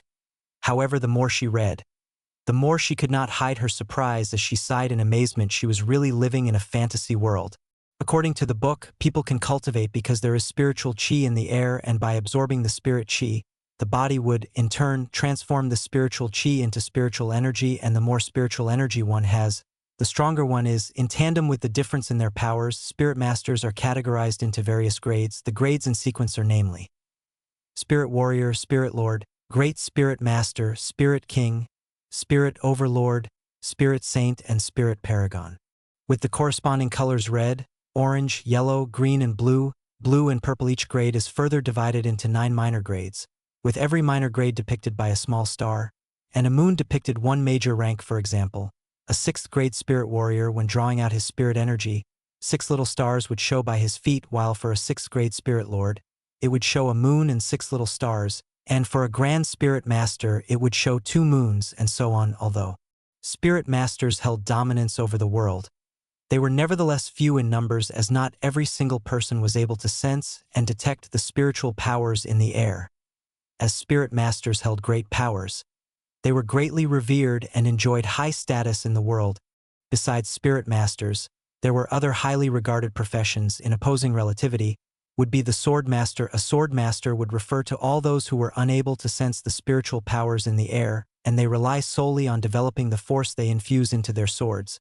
Named as swords aura, besides developing their swordsmanship, sword masters put in a lot of training into their physical strength as well. As the stronger their bodies get, the more force they would be able to sustain and bear up under with their swords. Each grade is further divided into 9 minor grades, with every minor grade depicted by a small star, and a moon depicted one major rank. For example, a 6th grade spirit warrior, when drawing out his spirit energy, 6 little stars would show by his feet, while for a 6th grade spirit lord, it would show a moon and 6 little stars, and for a grand spirit master, it would show 2 moons, and so on. The different grades for sword masters were, namely, swordsman, swordmeister, grand swordmaster, sword king, sword overlord, sword saint, and sword paragon. The sword's aura was also categorized by 7 colors: red, orange, yellow, green, and blue, blue and purple, and every grade was similarly split further into minor grades from 1 to 9. One minor grade was corresponded by a tiny sword, while a major grade was depicted by a saber. Although spirit masters and sword masters are rare in the world, compared to other occupations, their numbers were considered to be rather numerous. As in the other occupations, they were even fewer in numbers. These occupations would include alchemists, weaponsmith masters, beast tamer masters, and array masters, and every profession had their own unique strengths. Spirit masters were able to form a contract with a spirit beast. After establishing the contract, the spirit master and the spirit beast would merge as their souls became intricately linked through a blood link. But as spirit beasts were wild and savage in nature, a spirit master who forms a direct contract with a spirit beast would be harmed by this ferocious and savage aura. Hence, there was a need for a beast tamer master. Beast tamer masters used their abilities at taming to remove and eradicate the savagery in spirit beasts, to enable spirit masters to safely form a contract with these spirit beasts. As for the spirit beast, after the contract, they would contribute a strong boost in power as they fought alongside with their contracted masters. So beast tamer masters were highly regarded. But to become a beast tamer master, one must also first become a spirit master. Besides that, weaponsmith masters and array masters were also a branch of spirit masters, and that fact made Sima Yu rather speechless. Sigh. Seems like I better start training. Sima Yu got up from the floor, and after searching through the bookshelves for a while, she finally found an entry-level book covering the most basic of training and cultivation. She looked up into the sky and saw that it was getting late. She brought the book back to her room, and after dinner, she locked herself in and sat up in bed to read. She followed what was written in the book and attempted to sense the spiritual qi in the air through meditation. Initially, she did not feel a single thing, but after some time, she seemed to have felt something unidentifiable swirling around her. It was not until dawn broke that she was finally able to properly sense those things as multicolored specks of light. Sima Yu opened her eyes and broke her meditative trance, feeling rather puzzled in her mind. Didn't the book say that they came in only one color? Why had she felt that they were in a multitude of colors? That's strange. She did not understand why the specks of light she had sensed came in a variety of colors. The book had specifically mentioned that people were normally able to sense only one singular color of lights. Did she use the wrong method to do it? She read the book from the beginning all over again and found that she had done it exactly as what the book had said, and she had not gotten any step wrong. So where exactly was the problem? She pondered upon it for a while and finally decided to go ask Sima Lai. Sima Lai had already attained the highly acclaimed Spirit Saint grade, and he must know the answer to her dilemma. She found Sima Lai and Sima Yu threw out her query. That is actually very simple, Sima Lai said. Looking at the upraised tiny face of his granddaughter who came to him with a question, he continued with a smile and said, the spiritual qi would differ in color according to their different attributes or properties. Yes, my dear, the properties shows the type of spiritual chi one can train and cultivate in. Red is the color for fire attributes, and when training, they absorb the red-colored specks of light. Green is for wood attributes, and while training, they absorb the green specks of light. Similarly, water attributes would be blue, while metal attributes would be gold, earth attributes would be brown, light attributes would be white, and darkness attributes would be black. Usually, the color of light that one is able to sense and detect would mean the type of powers that person would be able to train and cultivate, so that's how it works. Sima Yu nodded her head to show she understood when she recalled the multicolored lights she had seen that morning. She continued to ask, what if I sensed a variety of colors in the lights? Sima Lai did not know why Sima Yu was suddenly so interested in these matters about training and cultivation, but he still replied patiently, when one can sense many colors of lights, that would be someone we term as multifaceted spirit masters. Multifaceted spirit masters, MMM, for example, if one can sense both red and gold colored specks of light, they would be fire and metal. A dual-faceted spirit master, if they can sense three types, they would be tri-faceted spirit master, but multifaceted spirit masters are very rarely seen, and if they are found, they will usually be highly revered. What if all the colors were seen? Sima Yu asked innocently as she looked earnestly at Sima Lai, asking him excitedly. Chapter 11. All the colors are visible? That's the most elusive perfect prism.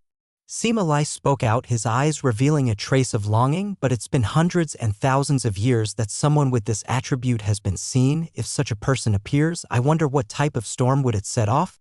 Oh yeah, you heir, why are you asking me this today? Sima Yu heard his words and wanted to tell him that she had the very perfect prism that he had just spoken of. But she had decided to hold it in until she could cultivate properly and give him an even bigger surprise then. You heir, unless can you sense the spiritual chi in the air? Sima Lai asked her as his face lit up with hope. Yes, she laughed when she saw his reaction. This grandfather of hers was really too adorable. Are you telling me the truth? Can you really sense the spiritual chi in the air? He asked, and he felt overwhelmed with emotions as he hugged her tightly. She nodded her head and affirmed, yes, the poison in my body has just been completely cleared and my meridians are no longer blocked. I've just embarked on my cultivation journey last night, and only this morning I was able to grasp a faint sense of spiritual chi. What? Sima Lai froze momentarily as he cast her a strange glance. Sima Yu was worried by the change in his expression. She picked up her courage and asked, Grandfather, is that not spiritual chi that I've sensed? Could it be that I've got it wrong? Ha ha ha ha ha. Sima Lai gave a hearty laughter as he chortled on, I knew our Yu'er was not a trash. Yu'er's a genius. Not just any genius, a genius amongst geniuses. Sima Yu could not help but let out a cold sweat when she saw his face was flushed red with excitement. Although he did not answer her directly, from his reaction she knew the reply. Sima Lai finally calmed down as he looked at her gently and said, You heir. For one to sense the spiritual chi in just one night has never been heard of. What you've just accomplished was a huge feat.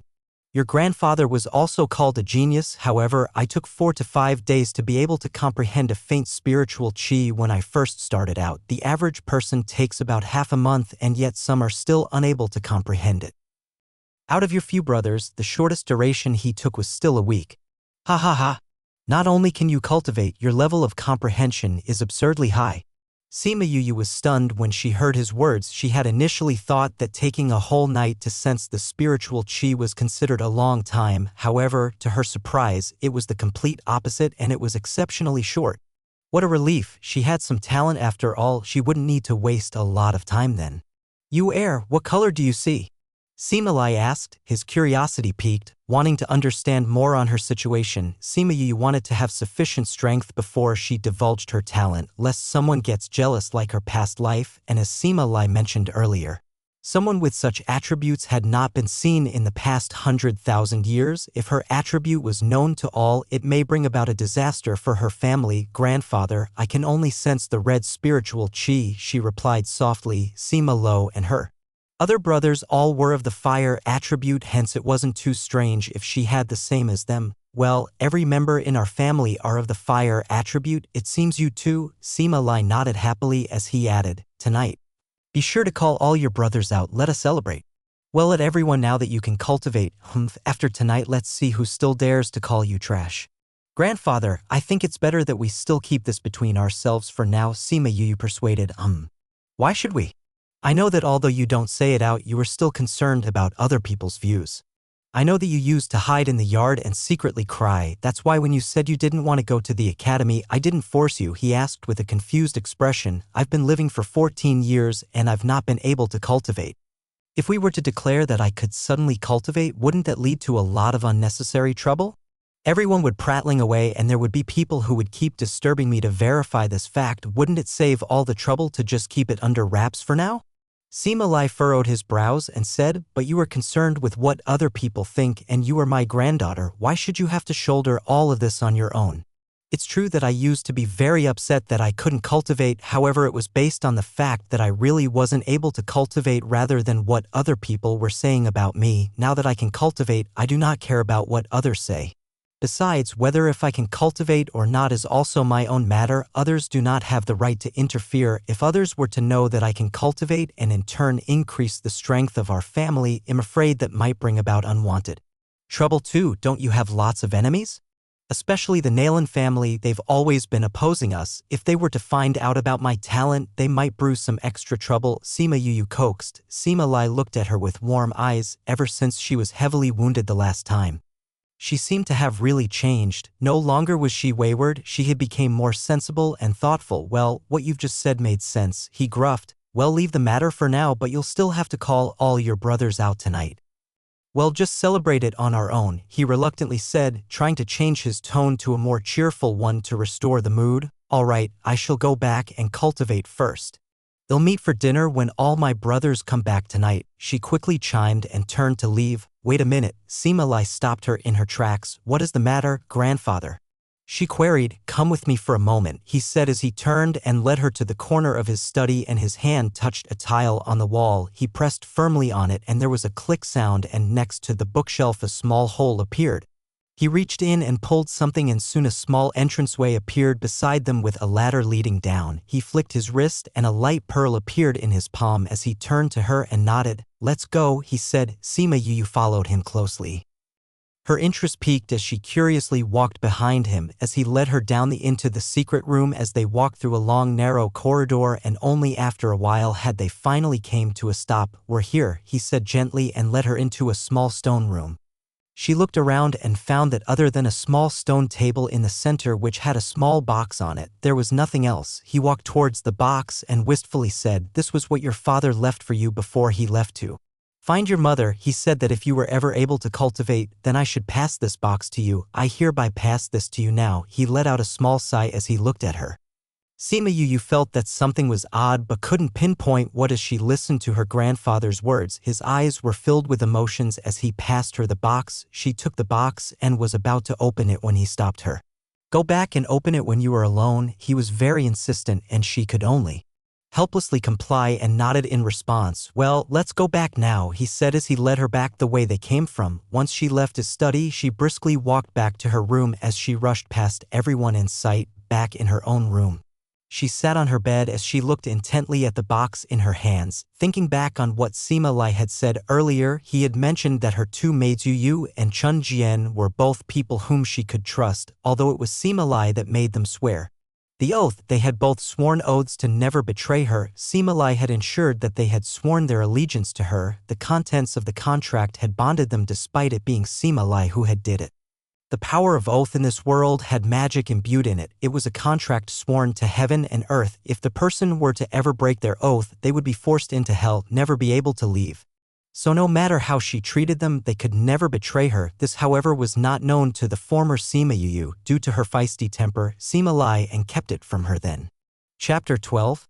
Sima Yu looked at the box clasped in her hands. She felt a myriad of mixed emotions stir within her as she looked at it. Half of her wanted to satisfy her curiosity and quickly open it, while another part of her had her reserves of opening it, fearing that if she opened it, somehow she'd be on a path to no return. Well, since it's something that cheap father who had left it behind, I might as well have a look in it, she convinced herself as she broke open the seal and lifted the lid. Inside the box lay a simple ring, a piece of leather parchment and a dark stone. She picked up the leather parchment and took a look. There was a map that was drawn on it, and a house was deliberately marked out. Other than that, She could not find anything else that had a clue to what this place was. She wanted to put the map back in its original position but noticed that there was an envelope there. What is this?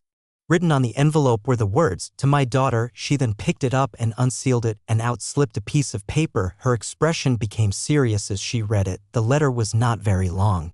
It simply stated that the ring left behind for her was an ancient artifact and was a prized family heirloom. It was in fact a rare interspatial ring. Other than that, not much other information on the ring was written. She found it peculiar that if this was really a family heirloom, why would Sima Lai be oblivious to this? Also, she had a feeling that there was more to her family situation. She placed the ring back. Currently, she still has yet to cultivate enough to amass sufficient spiritual chi to harness the power of a spiritual master. The current her still could not make the ring hers, as a drop of blood was needed to form the bond, and that too required spiritual energy. Her fingers deftly glossed over the map as her eyes studied the various lines and landmarks drawn on it. Her father had also mentioned that this map was very important and she should never ever divulge to anyone else that she possessed it. This leather parchment looked a little worn. Seems like it had quite a bit of story and history behind it. She did not possess any knowledge to provide her any clues to where this map was for. There was no other information written on the paper as well, so he left me a dilapidated map, this cheap father of mine. The least he could have done was to tell me where the map was for, or else what use of it is it to me if I'm so clueless? She shook her head and sighed in resignation, not knowing why that man had to make everything so mysterious, rendering her completely helpless. Finally, she picked up the final item in the box, the dark piece of stone, and carefully placed it on her palm as she brought it closer and studied it intently. After a while, she sighed in exasperation as she tried to figure out how was this small stone an ancient artifact as the letter had claimed it was. It's just a very black stone, a little. Smooth and rounded, more like a pebble, looks a little like obsidian. Are you sure it's really an ancient artifact? She raised an eyebrow in query, her eyes full of doubt as she continued muttering to herself. That cheap father had also wrote that this stone chooses its master. Perhaps we're not meant to be and we have no fate, so I can't see what's so special about you. Sima Yu finally placed the small stone back into the box after fiddling with it a while longer as she closed the lid and started to earnestly cultivate. As long as she could become a spirit master, she would be able to bind the space ring and make it hers by putting a drop of her blood on it. At that time, she would be able to see what was stored inside. A huge part of her was very curious on the items that man had left behind for her. She gently touched the illusion ring on her finger as she softly cursed in her heart. Why was the interspatial ring so troublesome? Why could she only bind it after she has attained the level of a spirit master? If only it was convenient like this illusion ring without so many cumbersome conditions, how nice would that be? This time round, when she was cultivating, she did not absorb all the spiritual chi. Instead, she spent the whole day trying to sense the various attributes. This time, she carefully observed the various colors and realized that within so many colors, she could sense that here were more of some colors and less of some. She could also sense that those different little light orbs seemed to be able to sense her as well and were attracted to her and flying all around her, seemingly wanting to be absorbed into her body. Soon it was time for dinner, and Sima Yu stopped meditating as she got ready for dinner. Those brothers of hers should most probably be back by now. Young master. Fourth young master came and is waiting for you. Yunyu gently informed Sima Yu from outside the door. All right, I've got it. Let him know we'll be out soon, she replied as she got down from her bed. Yes, young master. Yunyu respectfully bowed and retreated. Sima Yu quickly stuffed the box under her pillow and left in her hurry. She did not notice that there was a faint glow emitted from within the box. Fourth brother. Why have you come? Sima Yu walked over to the table that Sima Yu was drinking tea at. Oh, I'm here to call you for dinner. He gave her a wide smile. You could have just asked a servant to pass the message. Why did you have to make this trip yourself? Since you've come all the way here just to pick me up, we should go over now. He followed her as they walked over to the dining hall. He hesitated a moment before he opened his mouth and said, I've something else to tell you too. What is it? She turned her head and asked. Teacher Mu has given an ultimatum. He said that if you do not appear in the academy tomorrow, the principal will dismiss you from the academy. Even if the king pleads on your behalf, you won't be able to attend. Sima Yulu said. Teacher Mu? Who is Teacher Mu? Sima Yu blinked and asked him sincerely with a puzzled expression. Seeing her reaction, Sima Yu bitterly smiled and patted her head. Your class teacher. Teacher Mu? Sima Yu furrowed her brows as she struggled to think. She seemed to have a small recollection. This Teacher Mu was her teacher in charge of her class. Other than teaching, he controlled a lot of other things in school. If you do not want to go, I'll let Teacher Mu know on your behalf. He paused. It's just that you won't be able to attend the academy anymore. No need. I'll just go to the academy with you tomorrow. She shook her head and said before, she had no interest in the academy as she could not cultivate, but now that she was able to, going to the academy would let her be more exposed to the various teachings and methods. Although it was a little too soon, it did not pose a big problem. During the dinner, Sima Yu expressed her interest in attending the academy to Sima Lai. He also had the same thoughts as her. Since she could cultivate now, going to the academy would be a good choice. It was at this point that her other 4 brothers knew that she could cultivate, and they congratulated her one by one, letting her feel the warmth of a family as they were each exhilarated and genuinely happy for her. After dinner, Sima Yu went back to her room and continued meditating. However, this time, she did not only simply observe the various little light orbs, she also tried to absorb them. At first, with her guidance, she experienced some resistance. However, after a few tries, the first orb was absorbed in, as she seamlessly guided it along her meridians and into her abdomen. After the first one was successfully absorbed, the second light orb followed by the third, and everything after was just as easily absorbed. While she was cultivating this time, there was a spectrum of lights shining out from the box which she had placed below her pillow earlier today. When the various colored lights shone out, more little orbs of light gathered around her as she quickly absorbed them. Late into the night, she had to stop cultivating as she had to attend the academy tomorrow. Once she stopped her meditation, the light from the box disappeared completely, and not a trace of that beautiful spectacle could be seen. Chapter 13. Early the next morning, Sima Yu climbed onto the beast carriage that would bring her to the academy. This carriage was similar to those carriages in her past life, except that the ones pulling it were not horses but were spirit beasts. Sima Lai had arranged a wolf carriage for Sima Yu, and standing before the carriage were 4 majestic and magnificent storm wolves, every single one of them a 5th low-ranked beast, low-ranked spirit beasts, sought by many as a contract beast. However, it was used to pull a carriage for Sima Yu instead. This had garnered a lot of attention as people could only smile wryly at this luxury 4th brother. Where's 3rd brother? She could not help but ask as she looked around the massive carriage and saw that it was only the 2 of them that were seated in this spacious and comfortable carriage. Oh, he went out earlier to meet with his classmates to do a mission today, so he had left earlier before dawn. He casually replied, went out on a mission? Sima Yu asked in a surprised tone as she looked wide-eyed at her brother, imploring him to explain further. Sima Yu closed the book that he was reading as he looked up and patiently explained. The academy is not only a place for studying theory, it's also a place to gain some experience. The academy occasionally arranges some missions for students to accomplish. They have various missions catered to different levels, and these missions are usually not too difficult. This time, he's gone out for a field mission, so it would take him some time to complete it. I don't think he will be back anytime soon. That explains it. Sima Yu nodded with a satisfied expression. It seems life at the academy won't be so boring after all. I forgot to tell you last night that the academy is holding their entrance selection for 2 days, and it just started yesterday. So if you are interested, you can go and have a look. They'll be busy the entire morning as I've a prior engagement with my master, so I'm afraid that I do not have the time to accompany you. If you want to go and have a look, can you wait till after lunch? I can meet you then and we can have a look together. Sima Yu said. Don't worry so much.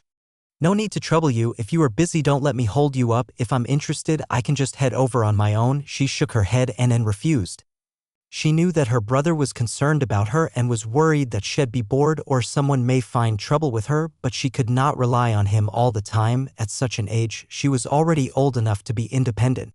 Moreover, the soul was more mature than the body. Yu'er has really grown up. Sima Yu could not help but looked at her warmly as he smiled in appreciation. Cold sweat. Sima Yu's comment made her speechless. He was only 3 years older, and yet the way he spoke was as if he was much older than her. She quickly cast her gaze outside the window to cover the awkwardness she felt. Outside, the street was hustling and bustling with activity, as Sima Yulu had mentioned earlier.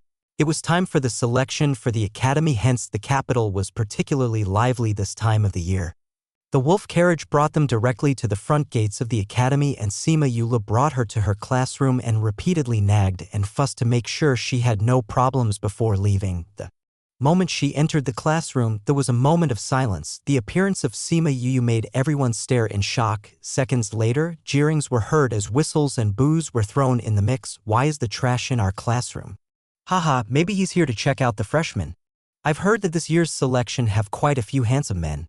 Another voice cried out in exaggeration. Boisterous laughter filled the classroom as more voices chimed in. "I've heard that he had harassed Murong to the point that his followers almost killed him. No wonder he's been missing for so long. He was actually recuperating at home. He should just kill himself. A useless trash that shames the entire family. Such a grandfather is wasted on him." Sima Yulu was calmly listening to all the insults thrown at her as she silently swore in her heart whoever spat those words at her, she would pay them back with interest. She made her way to an empty seat at the last row and turned to look out the window, completely ignoring those ignorant fools. Thinking back, one couldn't blame the previous Sima Yulu for her actions since she could not cultivate. She had naturally lost all interest in learning.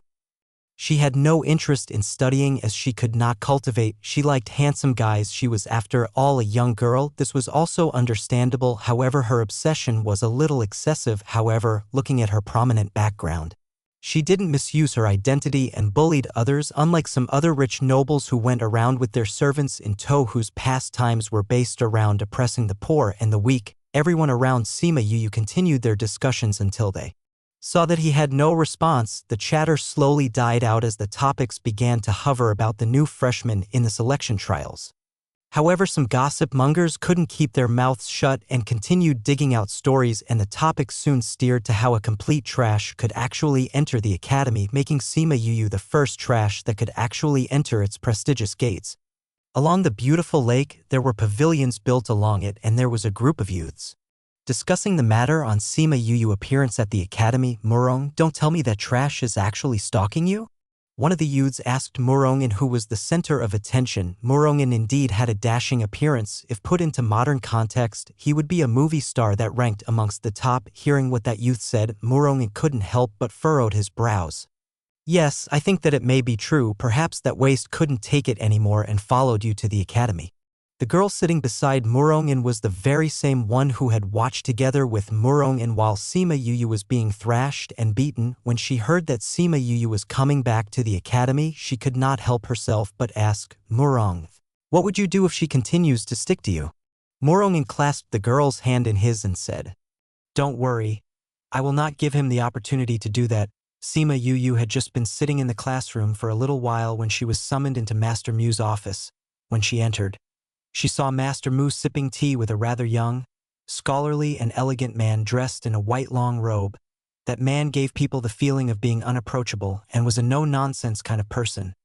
Seeing her come in, Master Mu's eyes almost dripped with disgust, but his face very quickly changed into one full of smiles as he said, "Sima Yulu, this gentleman here is the teacher for the new first years. Feng Zhixing." Sima Yu offered a greeting to Feng Zhixing. Master Feng Zhixing turned to look at Sima Yu, and there was not a single trace of disgust or displeasure on his face as he said, "You are Sima Yu? Make sure you study diligently or master will still punish you as well." Sima Yu was getting rather confused by Feng Zhixing's words, and she looked in puzzlement at Feng Zhixing and Master Mu. "It's like this, as you have never attended classes before. We considered the fact that you might not be able to keep up with the other students in your classes, and I went to speak with the headmaster about it. It so happens today is the selections for new students, and I thought you should go learn together with the freshmen. That might be better for you, so, from now onwards, you will be Master Feng's student." Master Mu explained. Sima Yu looked at Master Mu's deeply concerned face, and although he was trying his best to hide it, she could still detect that suppressed glint of joy in his eyes. With a student who was the epitome of worthlessness in his class, Master Mu had always been utterly ashamed of that embarrassing fact. Now that he was finally able to be rid of her, his heart could not help but sing with joy. No one would understand just how disgraceful it was to have a completely worthless and utterly useless student like her. And only the heavens knew from where the headmaster managed to dig up a teacher that would accept a student like that. Chapter 14. I would have to trouble Master Feng from now onwards, Sima Yu said, looking at Feng Zhixing. Although Master Mu's actions greatly displeased her, she was nevertheless also thinking that since she had never studied in the academy before, joining the new students might not be that bad an idea after all. This is the key to your room, Feng Zhixing said, tossing a key over to Sima Yu. Key? For all my students, I require them to reside within the academy. I know your grandfather is a respected general of our country, but you will still have to stay here. You can go out in the day, but you must be back in the dormitory by bedtime. Only when we are not out on a mission, you can then go back home and sleep once a week, Feng Zhixing explained, although she did not fully understand the rationale behind it, but Sima Yu obediently complied. All right, you can go back now, move your belongings into the academy tomorrow and we'll officially begin our classes the day after, Feng Zhixing continued. Sima Yu bowed and took her leave after that, since she had no more classes. She thought to make good use of her time to go catch up on her training, but before leaving, she thought she should at least inform Sima Yu. But she was stopped before she could even reach the classrooms of the seniors. Sima Yu, stay right there. Sima Yu raised her head and stared at the person standing before her, blocking her way forward. He was from the same bunch of people who had thrashed her up the other day. She remembered this one person among the many people who had beaten her up at that time. He had been the most vicious one. Seeing him once more, she could almost visualize the scene when the previous owner of the body had been beaten to death by them. Her eyes darkened and she said in a chilling tone, "Get out of my way." The person standing in her way was Nalan Qi from the topmost family in the capital city. The Nalan family was one of the mightier houses in the Fengming kingdom, and their ancestors were almost reaching the level of the revered spirit paragon, and hence, they did not think much of the Sima family. After all, in the Sima family, only Sima Lai was powerful, and only he alone, while the Nalan family had a whole bunch of powerful individuals. The confrontation between Nalan Qi and Sima Yu quickly attracted many people to crowd around them. Although they feared offending Sima Yu, their curiosity for the show unfolding before them won out, and they all were thinking they would not get into any trouble if they just watched from the side. When Nalan Qi saw that so many people had crowded around them, he said with a taunting laugh, "Sima Yu, are you going to look for Murong and again? Are you still going to bother him like this? Haven't you learnt your lesson from the thrashing we gave you? How could you be so shameless? As a man, why are you sticking to Murong and so persistently? You're so outrageously shameless." Nalan Qi's words elicited a roar of laughter to erupt from the surrounding crowd. Their eyes were all on Sima Yu, and the mockery in their eyes were plainly obvious to see. Sima Yu stared at Nalan Qi, her eyes seething with anger. Nalan Qi was not intimidated by Sima Yu's angry glare. He got people to bring him a bench and he put one foot onto it and said, "If you want to pass, I will allow it here. Crawl yourself through under here and I will not stop you." As he spoke, he pointed at the space under his raised leg. Sima Yu continued to glare at Nalan Qi and did not say a word, but just stood in her spot, unmoving. If it was the previous owner of this body here now, she would have immediately flown into a rage. Why? Not going to crawl? You don't want to, or do you not dare to do it? If you are so gutless, that will also mean your so-called General Sima is just as spineless as you are. Ha ha ha ha ha. Nalan Qi looked at Sima Yu, fully intent on ridiculing him. Never in his wildest dreams would he have foreseen what unfolded next. He had not expected that Sima Yu would suddenly charge towards him and swiftly grabbed his robes and held him down. Next, Sima Yu quickly gave a huge kick into Nalan Qi's groin, and a shrill scream tore out of his throat before he fell over onto the ground, curling up tightly into a ball. Not a single person there had expected that Sima Yu would suddenly retaliate. No one had seen how Sima Yu had come to suddenly appear right before Nalan Qi. By the time they were able to react, Nalan Qi was already writhing on the ground. It was thought that Sima Yu would stop at that, but Sima Yu jabbed a knee onto Nalan Qi's back as Sima Yu knelt, and with a grab, Sima Yu twisted Nalan Qi's right arm behind before giving it a sharp tug. A loud crack could be heard, and a scream suddenly tore through the entire academy grounds. Your little lord here has no time to play with you today. Do not appear before my eyes ever again, or I will beat you to a pulp every time I see you." Sima Yu stood up calmly as she got up from Nalanchi's back. She gave him another 2 sharp kicks before he slowly turned and left. Everyone was utterly shocked, and they were all dumbfounded for a long while. Was that the same Sima Yu who was well known to be timid and weak, and perceived as nothing but just a lusty and infatuated moron? The news about the ruckus that had happened before the seniors' classrooms spread quickly throughout the entire academy. Not a single one of the students could believe what they heard. If the ones who brought them the news had not sworn and pledged upon a myriad variety of gods and deities on the authenticity of the news, no one would have believed a word of it. In a tower not too far away, 2 men were observing the commotion, and one of them was the very same man whom Sima Yu had met just earlier, Feng Zhixing. "That is one ferocious little one there," Feng Zhixing said with a big smile when he saw Sima Yu's moves. But he could not help but to cringe when he remembered where that first kick had landed. "What made you agree to let him join your class?" The man beside Feng Zhixing asked him. "Just intuition," Feng Zhixing replied. "See, didn't he just show you that he is nothing like what the rumors said about him? The speed that he moved at earlier when he attacked, phew, I am really curious about him," adding to the fact when he saw me earlier he had not displayed any signs of infatuation or the sleazy lust that those rumors mentioned. "It's up to you. Since I managed to get you to come, I'll leave all these issues in your hands to handle," the man said. "Headmaster, do you really trust me that much? Aren't you afraid I'll lead those students astray?" Feng Zhixing asked, looking meaningfully at the other man. "What is there to be afraid of? Don't I know you well enough?" The headmaster walked away from the window and sat back into his seat. He had just been discussing some things with Feng Zhixing earlier when he was dragged to go to the window to witness Sima Yu beating someone up. "Ha ha, if you're not afraid, then I have nothing to fear. I'll leave now and go see which are the unfortunate students that will be ending up in my hands," Feng Zhixing said. "Your class consists of a bunch of the most gifted kids we have among the entire batch. Take it easy on them." "All right, I'll try to. I will make sure they have an unforgettable time here." Feng Zhixing immediately left the headmaster's office after saying those words. Before the classrooms, Sima Yu went to look for Sima Yulu after giving Nalan Chi the 2 kicks, and before she reached the classrooms, she suddenly saw Sima Yulu rush out from his class, and he didn't even see Sima Yu whom he had just passed. "Fourth brother, where are you rushing to?" Sima Yu quickly reached out and grabbed her brother by the arm to ask, "Little Yu, what are you doing here?" When Sima Yu asked in shock when he saw Sima Yu there, "I came here to find you," Sima Yu answered with a smile. "You were running so fast, where are you going? I heard you got into an altercation with Nalan Chi up front, and it even escalated into a fight. I was running over there to see if you were hurt," Sima Yu said. Sima Yu was beaming happily as she replied, "Fourth brother, rest assured.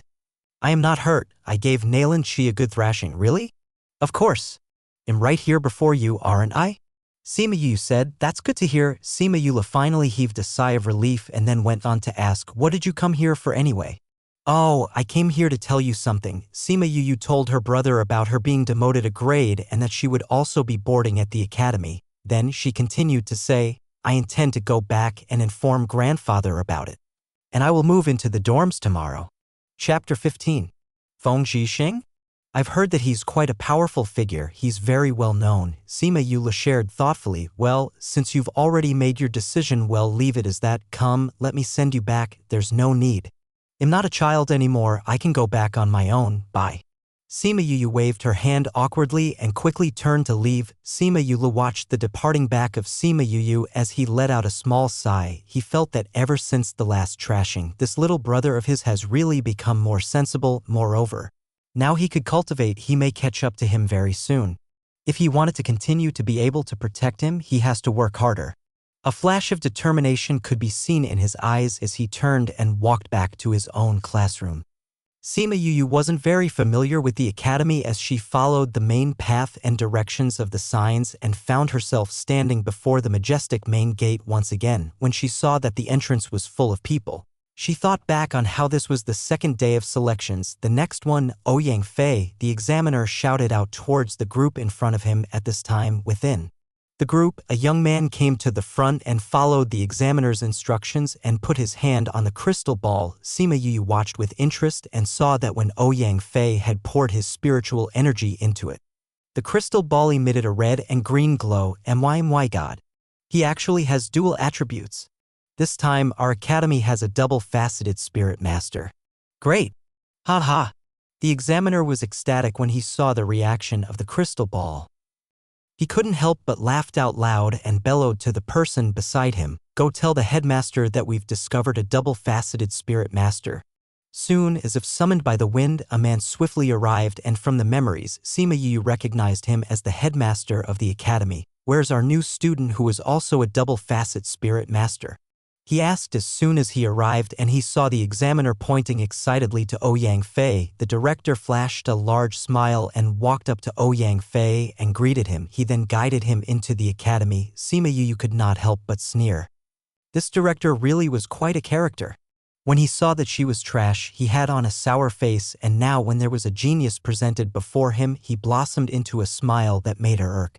The examiner soon called for the next person, and she watched on and soon found that the selection consisted only of this one round, which was a crystal ball test. Upon injecting their spiritual energy into the crystal ball, they would be able to see their attributes. The deeper the color, the higher the talent. If the crystal ball reacted like how it did to Ouyang Fei just now, it was an incredible reaction that garnered respect from everyone. She also gathered from everyone around her was that in this selection there were no other double-faceted spirit masters. After a while, she no longer felt any novelty in this and turned to leave when she heard gasps and loud exclamations from behind her. "My god, there's actually a tri-faceted spirit master. It's really 3 colors. We actually got to witness this moment."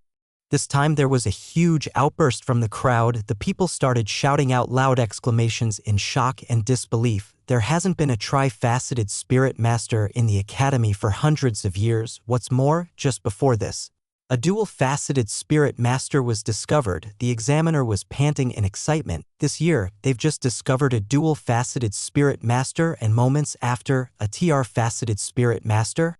He could not help but pinch himself to determine if he was dreaming or not. Sima Yu turned and saw a lone figure that was not affected by all these bustle and excitement. Instead, she stood beside the crystal ball and watched the people around her who were excited for her. She looked as if she was watching a spectacle and as if the matter had nothing to do with her at all. She was very detached. She stood there expressionlessly. Nothing could be seen on her face, no pride, no amusement, no joy. Sima Yu could see that she harbored endless loneliness and also found a trace of hatred that was hidden well within. She felt Sima Yu staring at her, and she turned to look, expecting to see the same crazed fervor as the rest. Instead, she saw a pair of calm and clear eyes looking back at her. They stood far apart, but their gazes locked, and they were at this for a full half-minute until the girl retracted her gaze and turned to look at the examiner and asked, "Excuse me, I've already passed. Can I go in now?" Of course. However, yours is a special case, so you don't need to go in like the rest. Wait here and another examiner will come and guide you in. We have a special arrangement for you." The examiner quickly answered, "All right." That person gave a superfluous answer and turned to look at Sima Yu again. However, she found that he had already left, leaving only the back view. Sima Yu returned to her home and had intended to look for Sima Lai immediately. However, she was told that he was in the palace at the moment, so she could only return to her own room and continue reading and cultivating.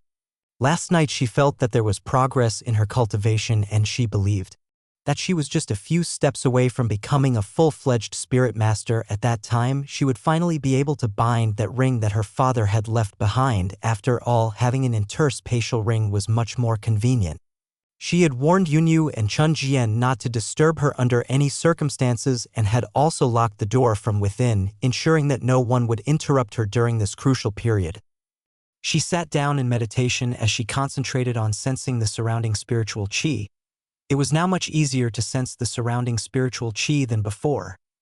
The book that she had read earlier was a book that she had casually picked out, which coincided with what she was looking for, as it was a basic guide to cultivating for spirit masters. Sima Yu concentrated on the red orbs of light and slowly guided them into her body and gathered them in her lower abdomen. The multi-array of various colored orbs were all dancing around her. However, only the red ones could enter her body.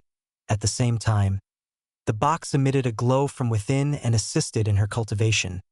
When Sima Lai returned home and heard that Sima Yu was looking for him, he went over to her courtyard. However, when he arrived, he could feel the fluctuations in the surroundings and knew that she was cultivating at the moment, and he called Yun Yu over to ensure that no one disturbed Sima Yu, and he left her courtyard and went back. It's really true. She can cultivate. Sima Lai felt exhilarated as he walked towards his courtyard, unable to suppress the smile on his face. Sima Yu was furiously cultivating, and this time round, it was only after 2 days later that she woke up.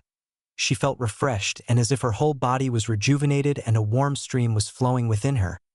A gentle energy was circulating throughout her whole body with her meridians. Her eyes snapped open and she felt as if her whole body was enveloped in a warm glow. She looked around and saw a small star was sparkling. I'm finally a spirit master. Ha ha ha, I'm at the initial stage of a spirit warrior, but nevertheless, this proves that this body isn't trash. Right after removing the poison, I can already cultivate. What's this? The box was unlike previous times that once she stopped cultivating, the light dispersed.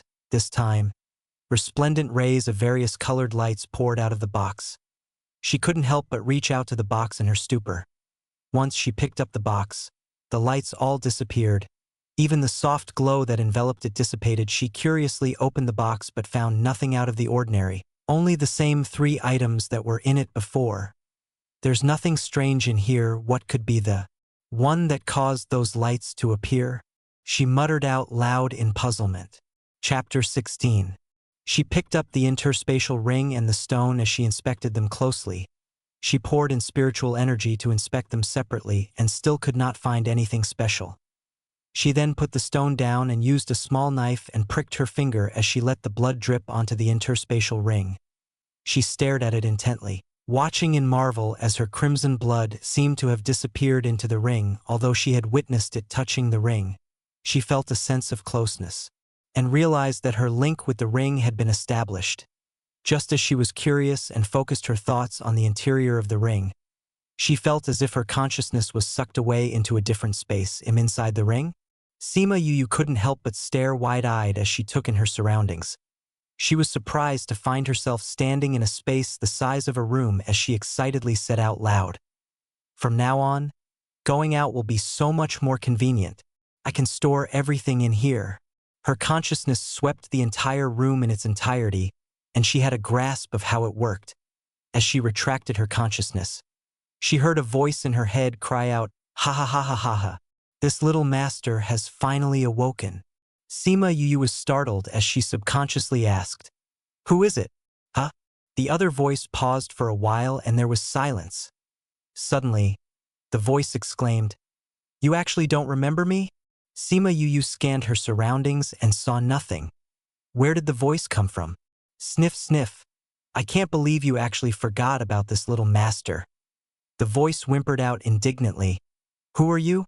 "I am Little Roar. You really can't remember me?" A voice filled with grievance echoed in her head, which further confused her. "Monkey? Haha. You are a monkey?" she asked out loud. Little Roar's name in Chinese is Ho, and it can also mean monkey. It sounds similar only when reading it. Would you be able to see the difference? You are the monkey. You were the one who named me. Little Roar cried out. While Sima Yu was still in her stupor, a figure came out from her body and floated in front of her. You're not a monkey but a rabbit."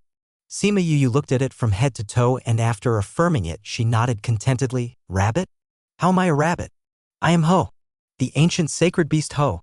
Little Roar yelled at her in exasperation. Sima Yu touched her own nose in embarrassment and asked, "Sacred beast Ho, Little Roar? You finally remembered me?"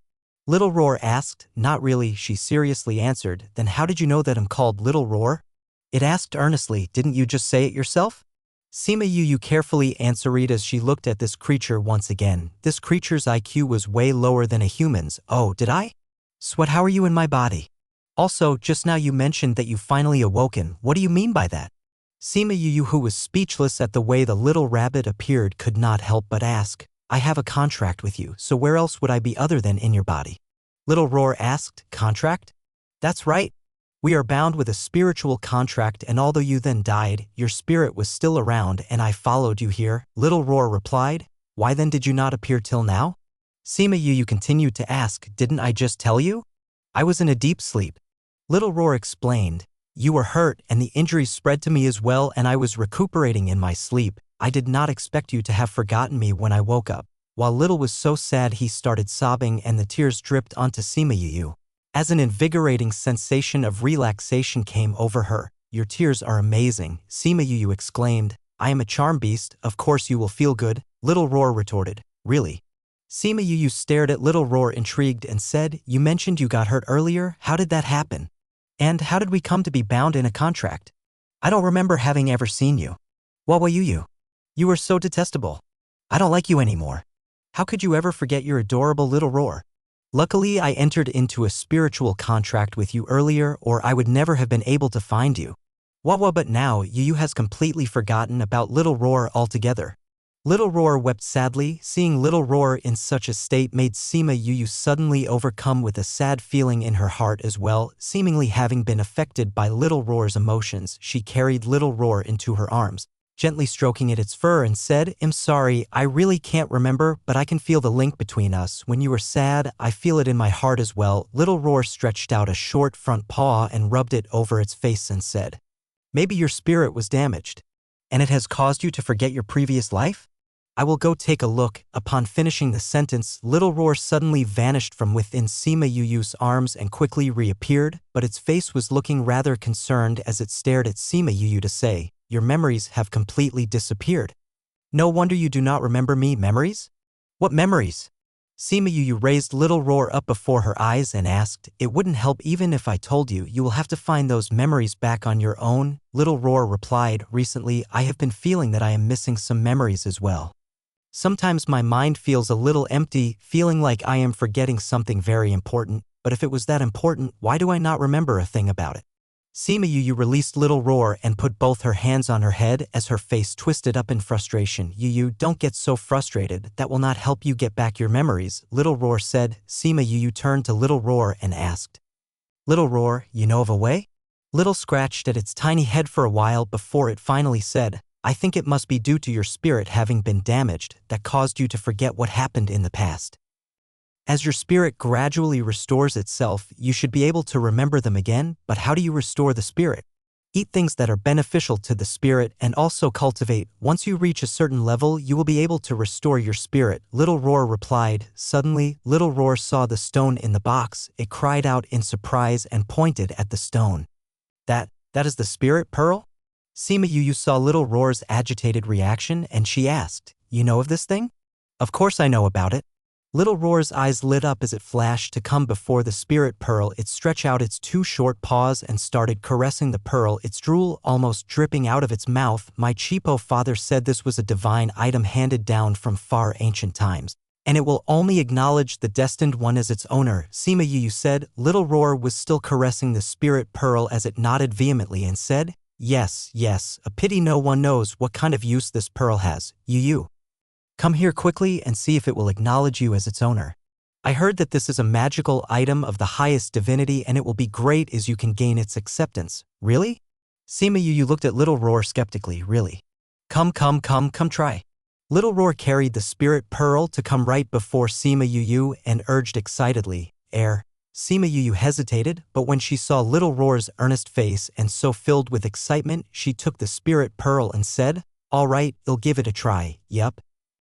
Little Roar leapt up onto Sima Yu's shoulder and said, Yu, quick, but Sima Yu did not know what she must do to make the spirit pearl acknowledge her, and just as she was thinking what kind of ritual she must carry out when Little Roar suddenly just came over and pulled apart the wound earlier inflicted on her finger, and as there was not much blood, Little Roar pushed her finger directly onto the surface of the spirit pearl. At first, there was completely no reaction from the spirit pearl. The blood had not melded into the pearl yet, and just as she was about to give up, the blood was suddenly absorbed into the pearl, and she had wanted to remove her finger thinking the process was finished when she found that she could not move it. Not only that, Sima Yu felt as if her finger had been bitten, and an excruciating pain suddenly poured into her as she felt her blood surge out of her through her finger. She was soon giddy from the sudden loss of blood, and the next moment the world turned suddenly black and she fell onto the bed. Before she lost consciousness, she heard little Roar calling out to her worriedly, and she cursed in her heart, "You little con. You just killed me." Chapter 17. Sima Yu did not know how long she slept for. All she felt was as if she had fallen into a deep, long slumber, and she was in a dream realm. In that dream, there was a mirror which reflected her past life as she stood in the abyss of darkness. Scenes flashed before her, one after another, and she stood there calmly, watching each fragmented scene, as if watching a movie. Suddenly, she felt a sharp pain in her heart, and she let out a blood-curdling scream. "Yu, today is the day of the downfall of our Shiman family. They have been plotting against us for a long time, so you are not responsible for this matter. No one will blame you for this. Shiman Yu, seeing your loved ones dying before you, how does that feel? Ha ha ha ha Yu, you have to live well Yu. No matter where you go, little Roar will follow you. Shiman Yu, die." Sima Yu stood in the abyss of darkness as she struggled to listen to the exchange between the gentle voice and the voice laced with hatred. As she gritted her teeth and bore through the pain, she felt as if her heart was slowly being torn apart. However, she tried her best to concentrate on the voices. She wanted to know who the voices belonged to, but in the end, no matter how hard she tried, she could not pry her eyes open. It was as though something was restricting her vision. Sima Yu forcibly flung her eyes open, and the restriction that binded her eyes dispersed along with the dream. She was panting heavily, gasping for breath. Her whole body was drenched, as if she had just doused with water. You finally woke up. Woo, you've scared little Roar to death." Sima Yu was still groggy when little Roar, who was floating by her side, suddenly dashed and nuzzled his way into her arms, crying and wailing loudly. Sima Yu's thoughts snapped back to reality when she heard little Roar's cries as she held him gently in an embrace as she touched his fur and coaxed, "Do not cry, am I not fine already? Woo, it's all little Roar's fault. If I had not made you try to bind the spirit pearl, this would not have happened at all." Little Roar sniffled and said in a self-deprecating tone. Sima Yu hugged him tightly and planted a kiss on his forehead as she soothed him in a gentle voice. "Didn't you do it all for my sake? It was for my own good, wasn't it?" Although the dream was very fragmented, however, the feelings she had for little Roar seemed to have been cleared by a fog, and she felt a whole lot closer to him. That feeling wasn't just a mere link based on a contract. It had a depth that was as if they had been together for a long, long time. A special kind of bond had formed between them. She stood up with little Roar in her arms as she looked around, trying to figure out where she was. She found herself standing in the midst of a strange new world. Surrounding her were mountains, lakes, fields, and a house. However, there were no signs of anyone else. "Where's this?" Sima Yu couldn't help but ask in surprise as she observed her surroundings, realizing that they were nowhere near the capital city that she had some knowledge of. "Yu, just now when you fainted, there was a bright light and it brought us here. I do not know where this is as well," little Roar replied honestly. "You are inside the spirit pearl." A childlike voice sounded out. "Inside the spirit pearl? Who are you?" Sima Yu turned around and did not find a trace of anyone or any animals nearby. A small figure slowly took form and manifested before her, a small child looking around to be 3-year-old with 2 red buns on his head. Wearing a red bib, was looking at the person and sacred beast before him and said, "I am the soul of the spirit pearl, and you are now in the world that exists in the spirit pearl itself, the world that exists in the spirit pearl." Looking at the befuddled expression of Sima Yu and little Roar, the soul nodded and continued, "There is a world that exists within the spirit pearl, similar to your world on the outside. No, this world is much better than your world outside." He gave a proud smile as he corrected himself. Sima Yu couldn't help but nod in agreement. It was indeed much better than the world outside.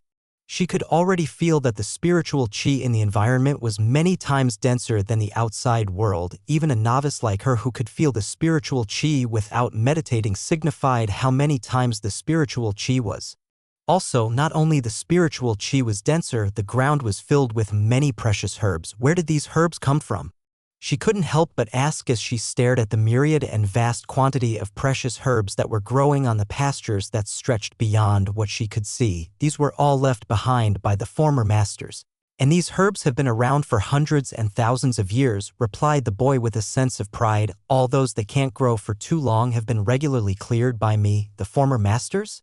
Yes, it's been hundreds and thousands of years ago, too long that I don't even remember some things, the boy said wistfully as he had on a faraway look as he looked into the distance, deep loneliness reflected in his eyes.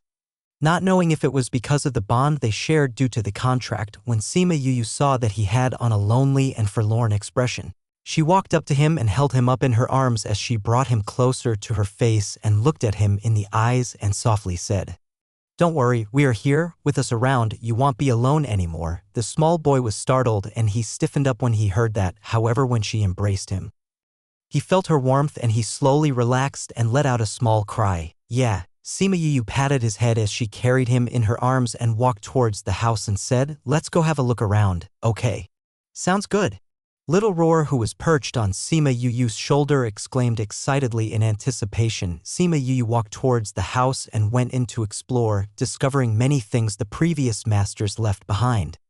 There was also a study that housed a larger amount of books than the book pavilion back at the Sima residence. It had a huge selection of rare ancient texts, many which have already been lost with time. The boy said that this collection of books had started from the first generation master, and in this large collection was the accumulation of various predecessors, and the vicissitudes of time could clearly be reflected here. When she saw these books, she was ecstatic and excited for quite some time. Ancient texts have always been known to be more powerful, however, many had been lost with time as knowledge slowly got lost in transition. What got her really psyched was what he mentioned at the end: your soul is incomplete. You should have been gravely injured in the past. But don't worry, this spirit pearl has the ability to heal you and mend your soul. At the same time, it can also aid you in your cultivation. It can also aid me in my cultivation? Sima Yu couldn't help but blurt out in excitement. Try sensing the spiritual energy in your abdomen. She did as she was told, and although she could not accurately control and visualize everything at her current level, she could still sense that the spiritual energy was no longer just a mass of sporadic red spiritual energy. There seemed to be the existence of a pool in there. At your current level, you still can't see it, but when you can, there's actually a small pool in there. That is what the spirit pearl has prepared for your cultivation. When you inhale the spiritual qi, it would attract all the spiritual qi and gather them there, using its ability to sort the various attributes apart. Now, you won't be able to understand it very well. When you can see it, everything will be clear to you. She stared wide-eyed at him and blanked out momentarily before coming to her senses. You mean that when I cultivate, I do not need to concentrate on which attribute to absorb, but I can simply absorb them all and the spirit pearl would help me sort them out? She really could not believe her windfall. It was simply a game cheat. Yes, he calmly replied. Sima Yu picked up in a crazed fervor and smacked a large kiss on his cheek. Yucks. That's so disgusting. There's so much saliva. He wiped his cheeks with his hands as he gave her a disgruntled look. However, he could not mask the suspicious blush that appeared on his face and ears. Amused, both Little Roar and Sima Yu laughed out loud. Chapter 18.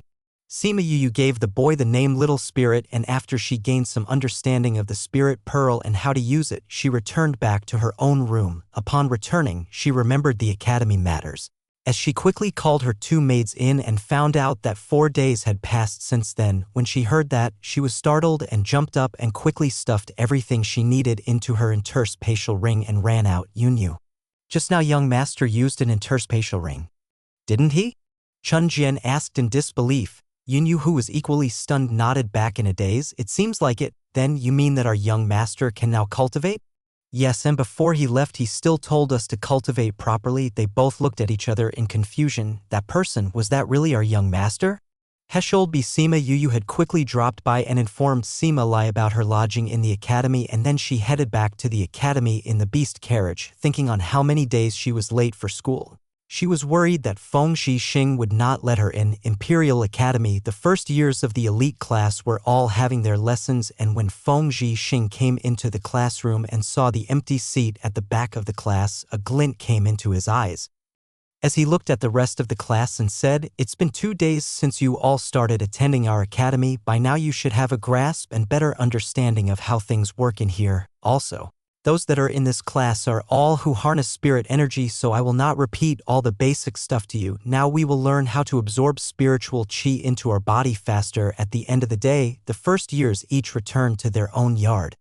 These students were all who had topped the selections this year and were all the top talents, the cream of the crop, many who had attained the level of spirit warriors much earlier as the elite class. Their treatment received was not the same. For example, other regular students were living together in a big dormitory while they had the privilege of staying in a cluster of 5 rooms to a courtyard, and each of them enjoyed the luxury of having a single room all to themselves, although the courtyard was not large.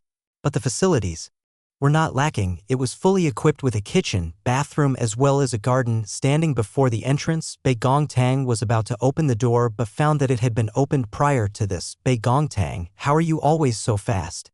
After classes end you always rush back, why don't you wait and walk back with everyone? Behind her was a voice that was filled with short gasps and a string of complaints, and Bei Gongtang turned and saw that it was her roommate for 3 days, the Fatty Chu, followed by the frosty Ouyang Fei and gentle Wei Ziqi. Fatty Chu's name was called Chu Li. And because he was rather chubby all over, he had on the first day that everyone had met each other, he had self-mockingly told everyone that they could all call him Fatty Chu. It wasn't you guys? Bei Gongtang asked when she saw Fatty Chu and the other 2 with him, her face frowning slightly. What happened? Ouyang Fei keenly sensed that something was wrong and asked immediately. Bei Gongtang turned his body slightly to show them the opened lock and said, I didn't do it. Oh? Does that mean that another one of our dormitory mates has arrived? Wei Ziqi took a step forward and pushed open the doors leading into the courtyard while saying, I'm rather curious who it could be. As Wei Ziqi stepped in, the others followed behind and went into the courtyard. As predicted, noise could be heard coming out from the second unit on the right. In the room, Sima Yuyu was holding a rag in hand and wiping at the tables and chairs. Little Roar was lying on the table that had just been cleaned as its mouth poured out a string of endless grumbles. This place is so tiny. And they allocated only 1 to each individual. Compared to the place you stayed in before, this is a dump. It's not really that bad. Downstairs is the space for learning. Upstairs houses my bedroom. It's great. Moreover, as long as it's a roof over our heads, it is good enough. Why would you want such a big place for? Sima Yuyu asked, stretching her hand out to poke at Little Roar's tiny head. The houses here had 2 levels, and both levels belonged to the same unit. Little Roar rolled over and lay on its back on the table saying, Yuyu, hurry up and regain your powers. Your spirit is incomplete and it has greatly reduced my powers too. The current me is just so weak. These things can't be rushed, Sima Yuyu continued. Anyway, you're not that young anymore. Waiting a few hundred years wouldn't make a difference to you anyway. Sigh, that's awful. Little Roar rolled its eyes. Oh yes, don't forget. Do not reveal your identity before anyone. You are just an ordinary little bunny, all right? Sima Yuyu reminded, yes, I remember, you've said it many times, not to reveal my identity. Don't worry, I will not give you any trouble. Little Roar said, glad you know, Sima Yuyu said, and proceeded to continue with the cleaning. Cough, 2 coughs sounded from outside the door. Sima Yuyu turned to look and saw 4 people standing there. Why is it you? Fatty Chu exclaimed in shock as he stared at Sima Yuyu. You know our new dorm mate? Wei Ziqi asked. Yes, Fatty Chu was starting hesitatingly at Sima Yuyu, looking as if he was afraid that he would pounce on him any moment. Fatty Chu's family resided in the capital city, and when it came to people with widely known infamy such as Sima Yuyu, he would naturally know them. He had heard the rumors about the 5th young master of the general's residence being not exactly a straight guy. You guys are my new dorm mates? Sima Yuyu said, smiling at them. When she saw Fatty Chu's expression, his face fearful, Sima Yuyu said, Fatty Chu, why are you looking like you've seen a ghost? Don't worry, I have no interest in you. Not interested? What did that mean? Hi, my name is Wei Ziqi, and I stay just in the next house to your left. Wei Ziqi introduced himself. Smiling at Sima Yuyu, Ouyang Fei, 1st unit on the west side. Ouyang Fei said simply Bei Gongtang. To your right, Bei Gongtang said, I know about you guys. In the new student selections, I saw it. Ouyang Fei is a double-faceted spirit master, and Bei Gongtang, you are a tri-faceted spirit master. Sima Yuyu said. She had not thought that her dormitory mates would turn out to be the most gifted students among the new students, and why did Feng Zhixing put a useless piece of trash among these elites? Aye. It's all right, you are staying in the 2nd house on the west side. You don't need to say it. Sima Yuyu looked at Fatty Chu and he suddenly felt weak. We have all introduced ourselves, but you have not said who you are, Wei Ziqi pointed out. My name is Sima Yuyu. Sima Yu simply said in reply, "You are Sima Yu? Didn't they say Sima Yu was?" Wei Ziqi stared at Sima Yu aghast, unable to control the expression on his face for a brief moment. Even Ouyang Fei's expression was looking a little strange. Sima Yu, the High General's fifth grandson, Dongchang Kingdom's most useless piece of trash, inclined towards guys. Bei Gongtang unreservedly repeated the rumor about Sima Yu as she looked at Sima Yu. "We've met. Now I'm going back to my room." Finishing her statement, she immediately turned to go to the unit beside them. What an icy girl!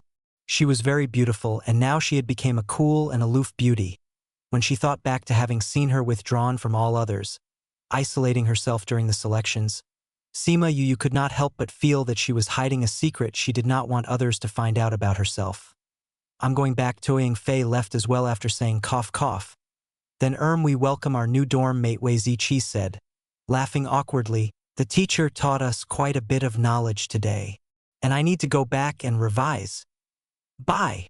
Sima Yu looked at Wei Ziqi's back as he fled in terror, and she felt herself on the nose.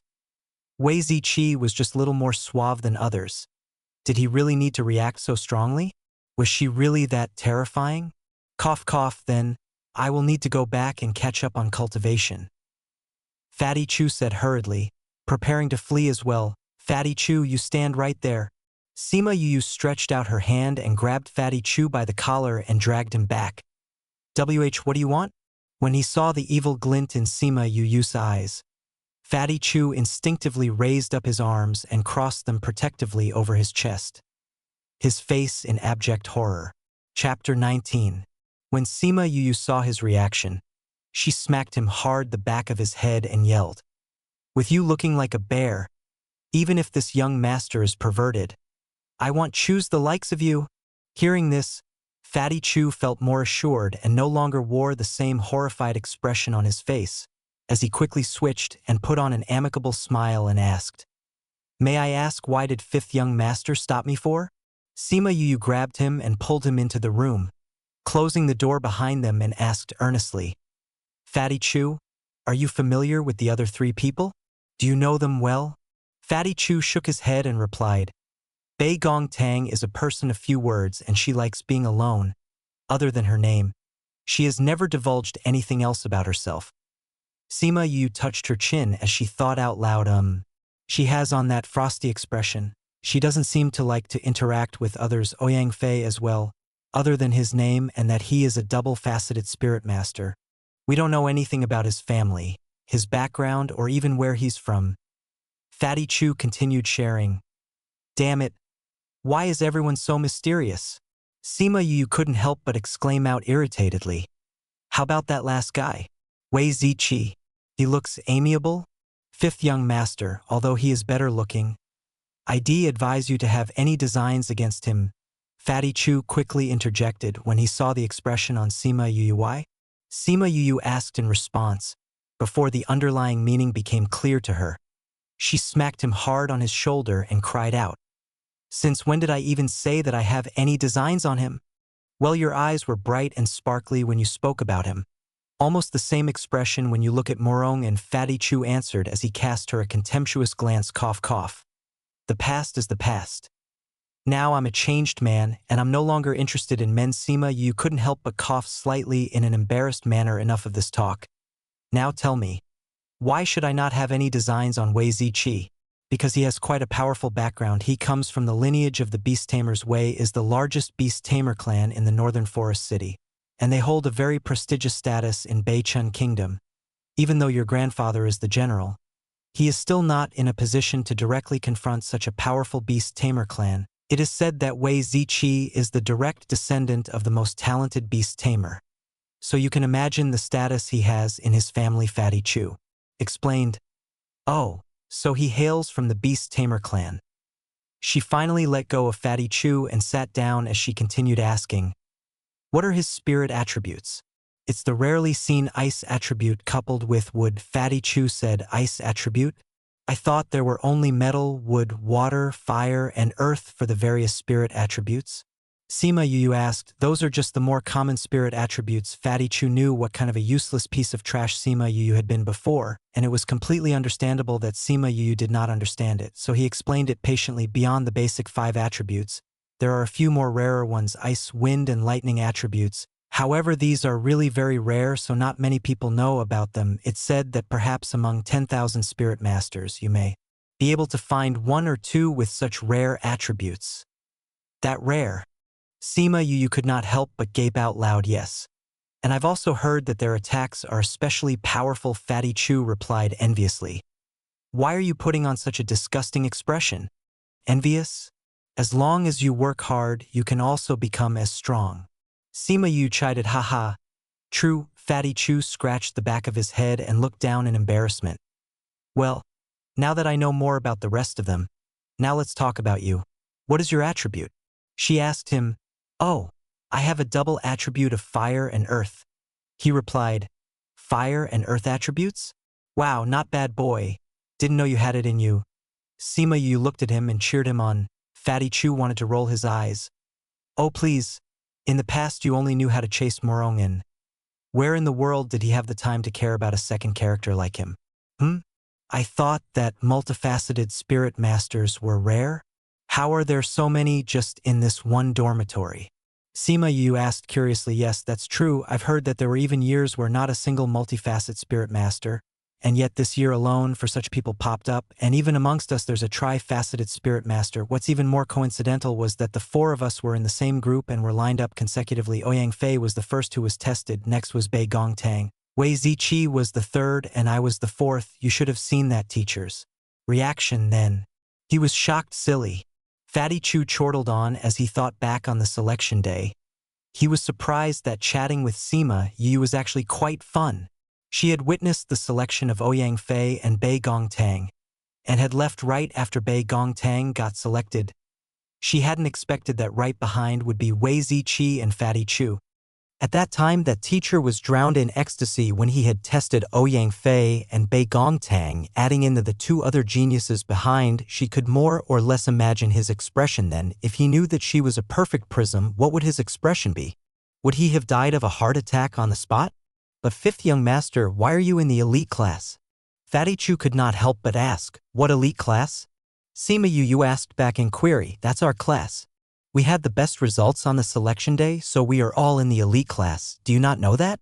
I have absolutely no idea. All I did was follow Feng Zhixing and he brought me here and gave me the keys. Is it because his grandfather is the general? So he gets preferential treatment?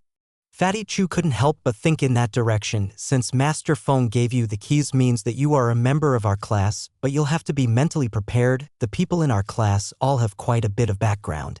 Most of them are nobles, and coupled with their talent, they are very arrogant. With your prestige and reputation, some people may not be able to take it and may come find trouble for you, he warned seriously. Haha, thanks for the reminder. Sima Yu smiled. Did not think that this boy's heart was pretty good. You're welcome. When Fatty Chu heard the word thanks coming out from Sima Yu's mouth, he was suddenly feeling that it was rather surreal. In the past, they would have been utterly grateful if Sima Yu had not tried to give them a hard time. They wouldn't have dared dream that they would be thanked at all, but as your grandfather is a decorated general of the country, people would normally be afraid to say anything against you, and you will only have to be a little more careful of some who might have come from big distinguished families. I know it now. Sima Yu nodded. Then I'll go back and get back to my cultivation. Fatty Chu got up to say, go. And thanks again for giving me so much information. When I go back, I will get something delicious as a reward for you, Sima Yu said, patting Fatty Chu on the shoulder. Cough. There is really no need for that. I will need to go now. When Fatty Chu heard that Sima Yu was even going to get him food, he immediately turned tail and ran. It was widely rumored that the food the 5th young master of the general residence prepared was able to poison a hardy spirit beast to death. He was still young and he did not want to die a martyr so soon. Little Roar peeked open its eyes and said, See? Didn't I do a good job? I did not even say a word. Not bad, well do it this way from now on, Sima Yu said, full of praise for Little Roar, although Fatty Chu had said that he didn't need Sima Yu to prepare him any food as a reward.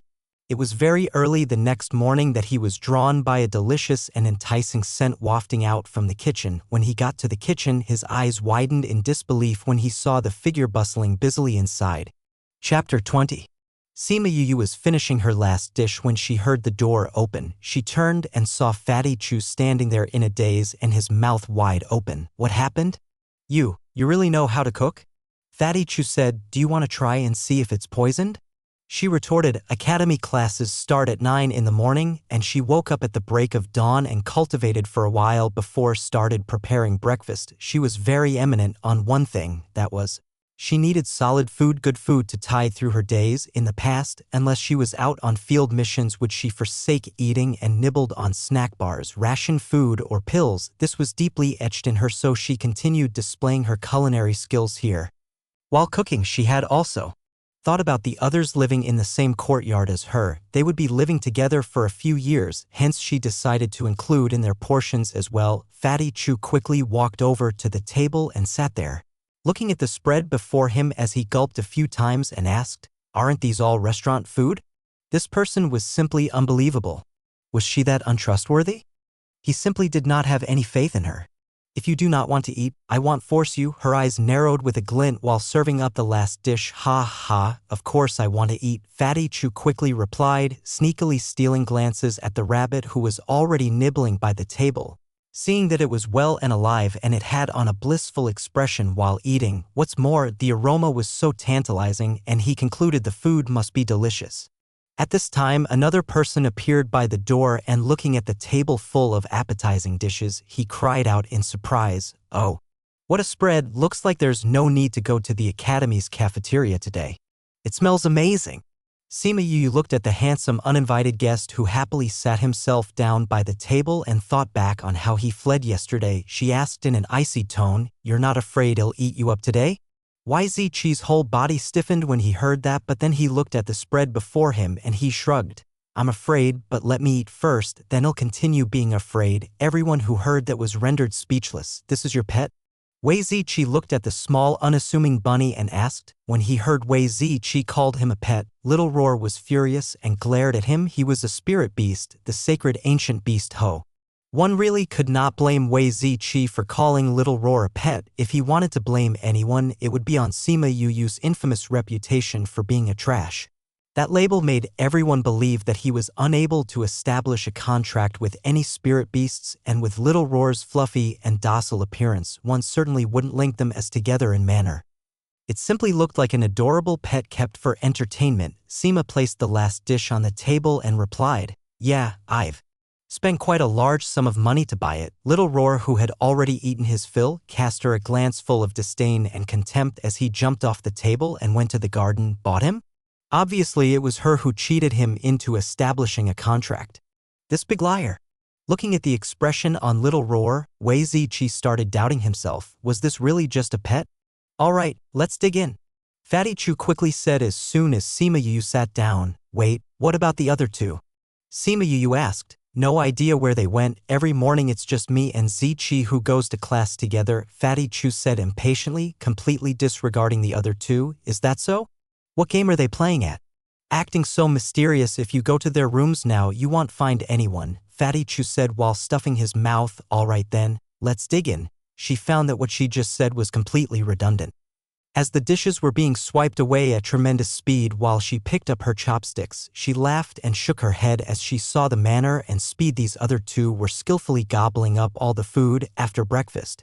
She went back to her room to pack up and also let Little Roar go into the Spirit Pearl. Originally, contract beasts have their own space, however he complained it was too boring, hence she brought him into the Spirit Pearl to let him play with Little Spirit. When she stepped out of her room, Fatty Chu looked at her empty hands and asked, where's your pet? You're not bringing it along? Not bringing. Little Roar was in the Spirit Pearl, but when he heard Fatty Chu calling him a pet, he was waving his claws and screaming back, you dare call me a pet? Fatty Chu, you'd better watch out. One day this little master will enlighten you. Little Spirit cast Little Roar a contemptuous glance and mumbled, bloodline is good but the temper is too shabby. Little Roar, who was still waving his claws in the air, froze instantly as he turned and stared at Little Spirit for 2 seconds. Crash. He pounced onto Little Spirit. When Sima Yu and Fatty Chu went to the class together, it garnered a lot of attention, and those who knew who she was started whispering, "Why is he in our class? Isn't he a trash? How can he be in our class? That's so unfair. We went through so much during the selections, how can a repeat student come taint our class? Do you know him? Of course. He's just a trash who can't even sense the spiritual chi. My God. He's actually such trash. How is he in our class? Isn't it because his grandfather is the great general? Ugh, we are in the elite class and we study cultivation. Can he understand anything? Even if he can, he's a trash who can't even cultivate. What can he do? He's just taking up extra space. Ha, you're right.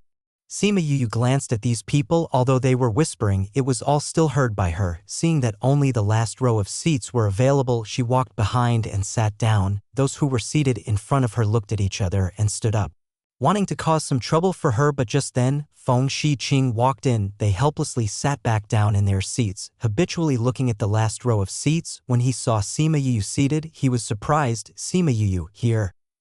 Sima Yu was reading a book that was in the drawer, and when she heard her name being called out, she looked up. Come out with me for a moment, he said as he glanced at the others and continued on. The others, review on what you have learned yesterday.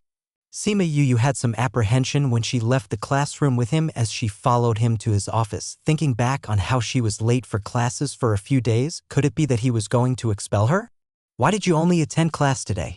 He asked, unable to detect any joy or anger in it. Really was because of this. She took a deep breath and replied, there were some family circumstances, so there was a slight delay. He looked at her for a moment, as if trying to decipher if she was saying the truth. He seemed to be thinking of something when he suddenly said, come here. Sima Yu had no idea what he was up to, but she still obliged and walked over to him. He stretched out his hands and grabbed her wrist. Sima Yu was taken aback as her eyes widened in surprise by this sudden movement. Only when she felt her wrist was grasped by something cold had she noticed that he had gotten hold of her. She was inwardly shocked. What level was he? She had not even noticed that he had moved and he had already grasped her wrist. Master Feng? She looked at him in a puzzled manner. What was this? Molest? Seeing the expression of doubt and wariness in Sima Yu's eyes, he let go and simply said, you can go back. She was still confused, but since he did not mention anything, it should mean that he was not going to investigate further. Feng Shiqing looked at her departing back and his lips curled up as he murmured to himself, he started cultivation already. Seems like this plan will proceed quite smoothly very soon. Chapter 21.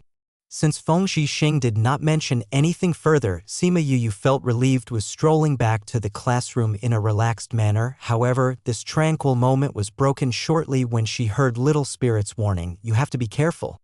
That person just now may have found out that you are already a spirit master. Sima Yu froze for a moment before asking him, didn't you mention before that with you around, I do not have to worry about people finding out that can cultivate?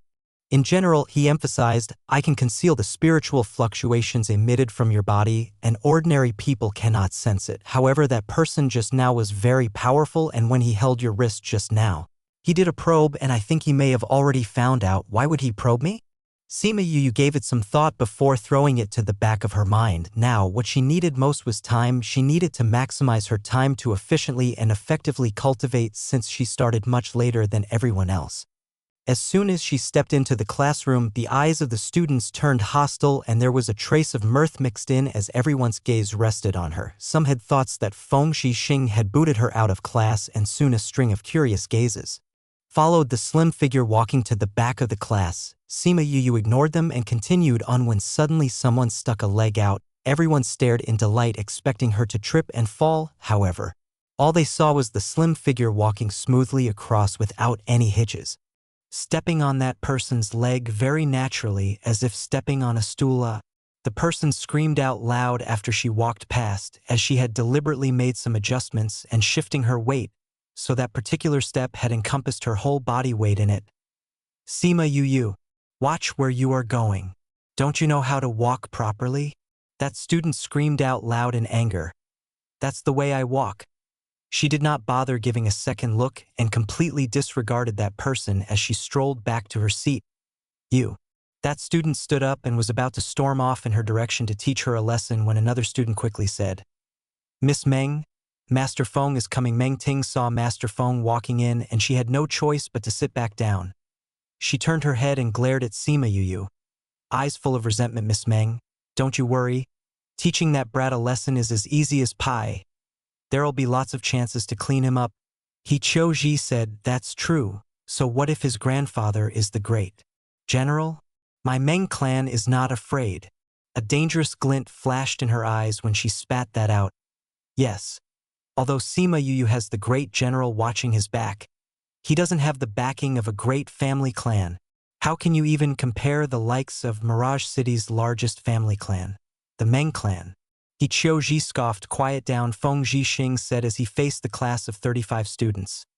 Today, we will continue with what I've taught you yesterday. Sima Yu leaned in and listened with interest. However, while the rest of the class were furiously taking down notes, her hands were clasped together. Why aren't you taking down any notes? When Bei Gongtang had finished writing down the notes Feng Zhixing had given them, she noticed that Sima Yu had not picked up the brush at all. Curiosity took over, and she took the rare initiative to speak to Sima Yu. Sima Yu was surprised for a moment as she looked over at Bei Gongtang. I've got them all down. Bei Gongtang looked at her clean notebook and looked back. With her eyebrows raised in query, Sima Yu pointed to her head and tapped her temple. It's all in here. Looking at Bei Gongtang's skeptical expression, she carried on. Since young, once I've seen something, I can remember it. I've never forgotten anything once I've looked at it. I've memorized everything Master Feng taught. Bei Gongtang didn't bother anymore. The look of disbelief was still written all over her face, but she went back to revise the notes that she had jotted down. Sima Yu didn't think that Bei Gongtang would have sat at the last row. She was diligently reading the notes and quietly listening and concentrating hard on the class. However, she still gave off the same icy cold aura that separated her from everyone else, as if she had a barrier set around her.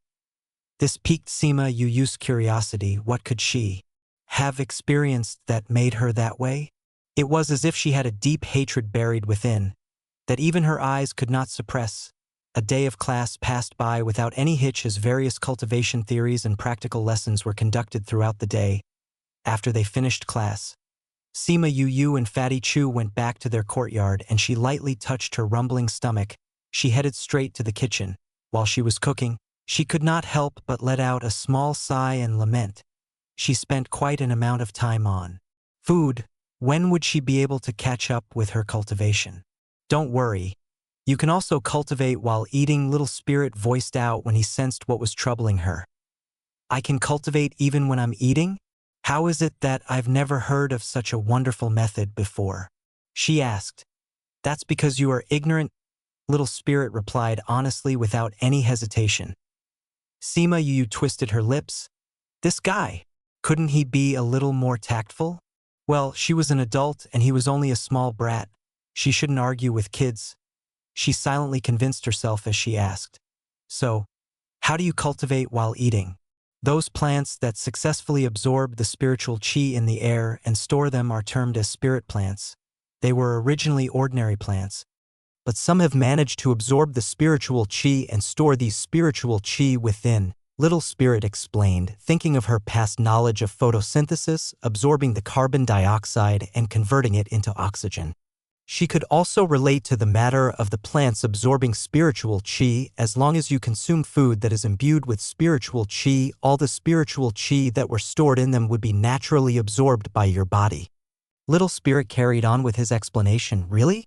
She raised an eyebrow, her voice full of doubt. If it was so simple, why hasn't anyone else discovered this method? If things were so simple, I'm sure this would have caught on. It's because the spiritual qi here is too thin. There's not enough spiritual qi for these plants to transform into spirit plants and flourish, so everything in this world are only ordinary plants.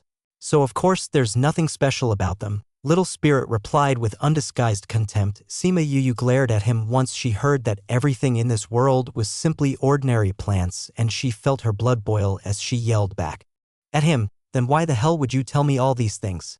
Such a moron, Little Spirit sneered. Even if everything in the outside world are all ordinary plants, that doesn't mean that the plants grown in the spirit pearl are. Huh?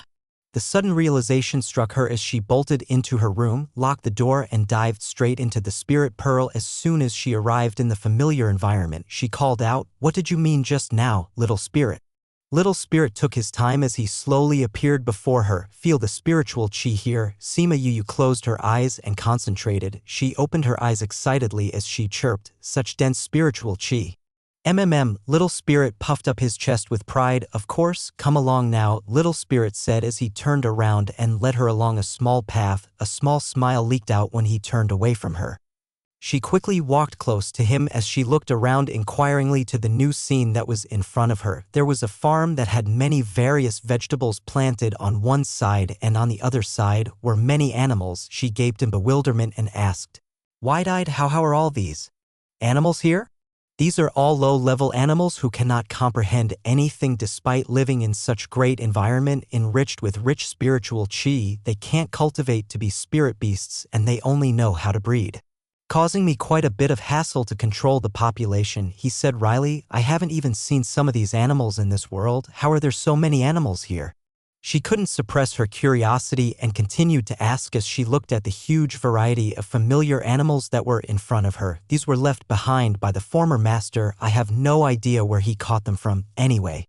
Since they've been living here all these while, although they did not become spirit beasts, their bodies are still enriched by the rich spiritual chi and have quite a vast amount stored within. All these vegetables too, they are all spirit plants imbued with spiritual chi. You can use them for your food. Sima Yu looked at the familiar culinary ingredients, including spices such as pepper and cumin. Your former master couldn't have gone to Earth and robbed a trite?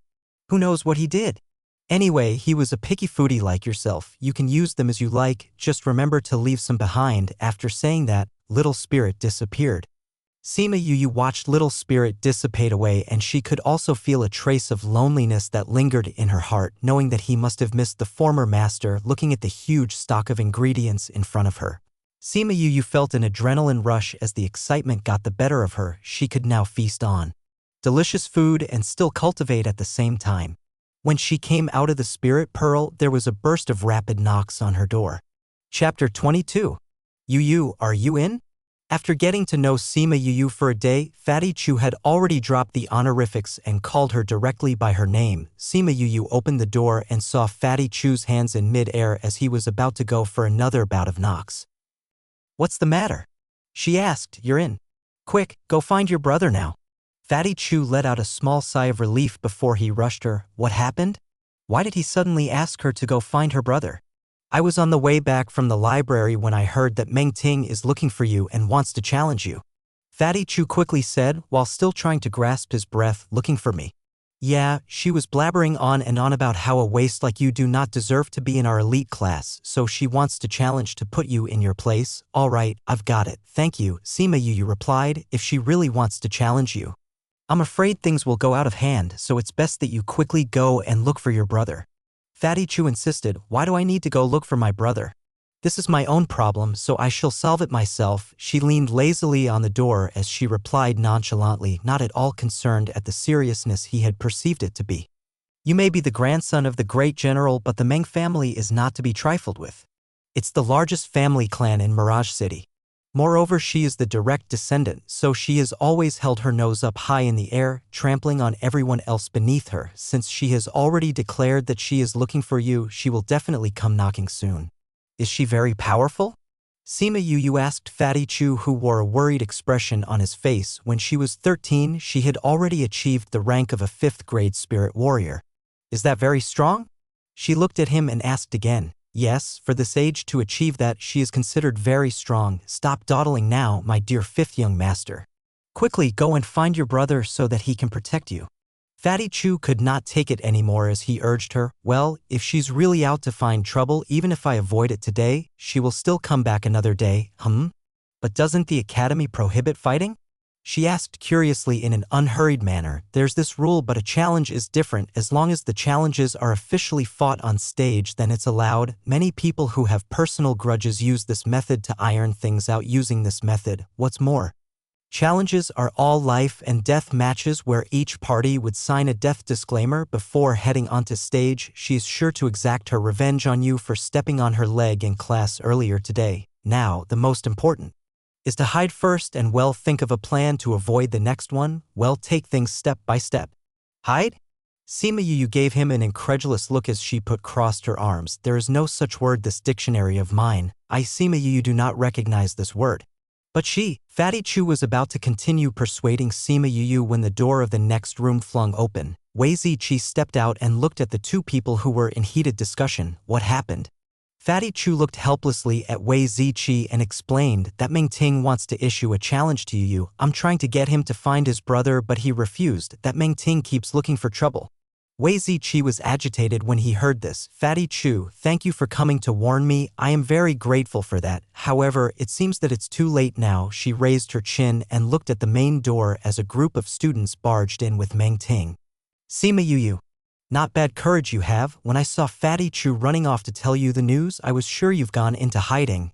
I'm surprised that you've not run away with your tail tucked behind your legs. Meng Ting sneered. Well, there's no need to for the likes of you. Sima Yu smiled provocatively as she gave her a contemptuous glance from head to toe. You. Meng Ting gnashed her teeth together furiously. Since young, she had always been the object of affection and everyone fawned on her. No one had ever spoken to her in such a manner before. The people living in this courtyard had already made her very mad when no one had put her in their eyes and usually ignored her. She did not expect that a trash like Sima Yu would dare to be so rude and even dare to give her such a condescending look. As if despising her, she felt the anger in her heart rise as she yelled out, since Fatty Chu had already told you my motive, then I won't waste my breath on you. Sima Yu, I challenge you. If you lose, you are never to ever take a step into Imperial Academy ever again. You, a 5th grade spirit warrior, wants to challenge me? Haha, alright, let's say I take you up on this challenge. Tell me, what do I stand to gain if I win? Sima Yu did not even bother looking at Meng Ting as she looked at her nails and fiddled with them. At this point in time, Ouyang Fei's room door swung open and he stepped out. He had on his usually cold demeanor and cast a glance at the commotion in the courtyard before he left without saying a word. Next, Bei Gongtang's room door also swung open and she looked at Meng Ting and frowned. If you want to create a ruckus, go out. Whoever was disrupting my reading scram. Sima Yu looked at the departing back of Ouyang Fei and listened to Bei Gongtang's merciless words. These two people somehow seemed to have a few common traits. When Meng Ting heard Bei Gongtang's words, she seemed to have momentarily lost her composure and had on a brief look of fear. She lowered her voice and glared at Sima Yu menacingly. You, a trash who can't even sense spiritual qi, wants to win me? What a joke. She threw her head back in laughter as the others who followed her in all had the same look of disdain as they laughed together mockingly. A joke? Well, you may find it funny now, but careful, you may not be even able to laugh later. Sima Yu's lips curled up, her voice laced with mirth. Ha. Just say what you want. Meng Ting scoffed. Sima Yu looked in the direction of Bei Gongtang and said, I have no intention of disturbing my dorm mate. Since you are here to challenge me, then to make me take up your challenge, you must also give me something to stake. Let's do it this way. If by a stroke of incredible luck I somehow manage to beat you, all you have to do in future is whenever you see me, you will have to turn tail and stay out of my sight. If you're okay with this, then I'm up for the challenge. Fine. If you win, I will get out of your sight whenever I see you and no longer stir up any trouble for you, but if I win, then you'll have to get out of Imperial Academy. Meng Ting declared. All right, so it's set. Why don't you head over to the stage first? It'll come in a while. Saying this, Sima Yu turned and closed her room door. Fatty Chu did not have the opportunity to continue with his words when he was shut outside. Let's go. Well, wait for her on the challenge stage. Meng Ting gave a last glance at Sima Yu's door as she left happily. The courtyard finally regained back its tranquility. Bei Gongtang gave a final glance at Fatty Chu, who was still standing outside of Sima Yu's door, before closing her own door. Fatty Chu thought back on this morning's meeting with the general residence's 4th young master Sima Yulu, who had seeked him out and had especially asked him to look after his brother on his behalf. Never did he expect that half a day later, Sima Yu had already embroiled himself in such trouble. No, I have to quickly inform 4th young master. Fatty Chu's eyes had a glint of resolve in them as he ran out. Chapter 23. After Sima Yu closed the door, she heard Little Roar yelling at her from within the spirit pearl, clamoring to come out. With a thought, Little Roar appeared in front of her. What's the matter? She hugged him and ruffled his long ears and asked gently, You really want to challenge that White Lotus? Little Roar asked. Yes, why not? Since people specially came to provoke me, tell me, can I retreat? Sima Yu threw Little Roar into the air as he leaped in a beautiful crescent arc, and when he saw he was going to hit the wall, he swiftly twisted his body and flew back to see her searching for something within her interspatial ring. What are you looking for? Weapons. I need to find a weapon for this challenge. In the ring that cheap dad left me had only a pathetic selection of weapons. You want weapons? I saw a lot over at Little Spirit's place. Little Roar reported. Oh really? Let's go have a look then.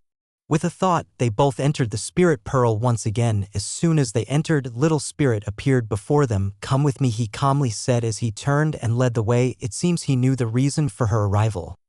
This is the former's master's weapon refinement collection. Little Spirit brought them to a room filled with a wide variety of weapons. How many former masters did you have? After listening to Little Spirit's words, she could not hold back her curiosity and asked, There's only those few. Little Spirit disappeared right after. Sima Yu had a good look at the weapons and found that the majority comprised of holy armaments. Sprawled across the wall were all grand and majestic weapons. However, looking for an inconspicuous low-profile weapon was rather hard. After going through almost all the weapons, she finally found a little dagger at the far corner of the room. She picked it up and flipped it about on her hand and felt the weight and finally said, It's settled, this would be it. After Sima Yu left the room, Little Spirit appeared and took a glance, and when he saw the empty spot at the far corner of the room where the dagger used to be, he was surprised. She actually chose that weapon and it did not resist. To think that all the former masters did not manage to gain its acknowledgement, yet a girl who has just embarked on the path to cultivation had managed to gain its approval, or could it be that her future would be a long and arduous path threaded with obstacles? When Sima Yu took the dagger out and removed it from the sheath, she was dumbfounded. Ha ha ha! Little Roar was laughing hysterically, sprawled on the ground, holding his stomach and wiping a tear off. You chose for such a long time, and in the end, out of all the fine weapons in there, you actually picked out a rusty dagger. Sima Yu stared helplessly at the dagger in her hands, although it felt all right in her hands, but when she unsheathed it, other than the handle being wrapped by leather, the entire blade was covered in a layer of rust.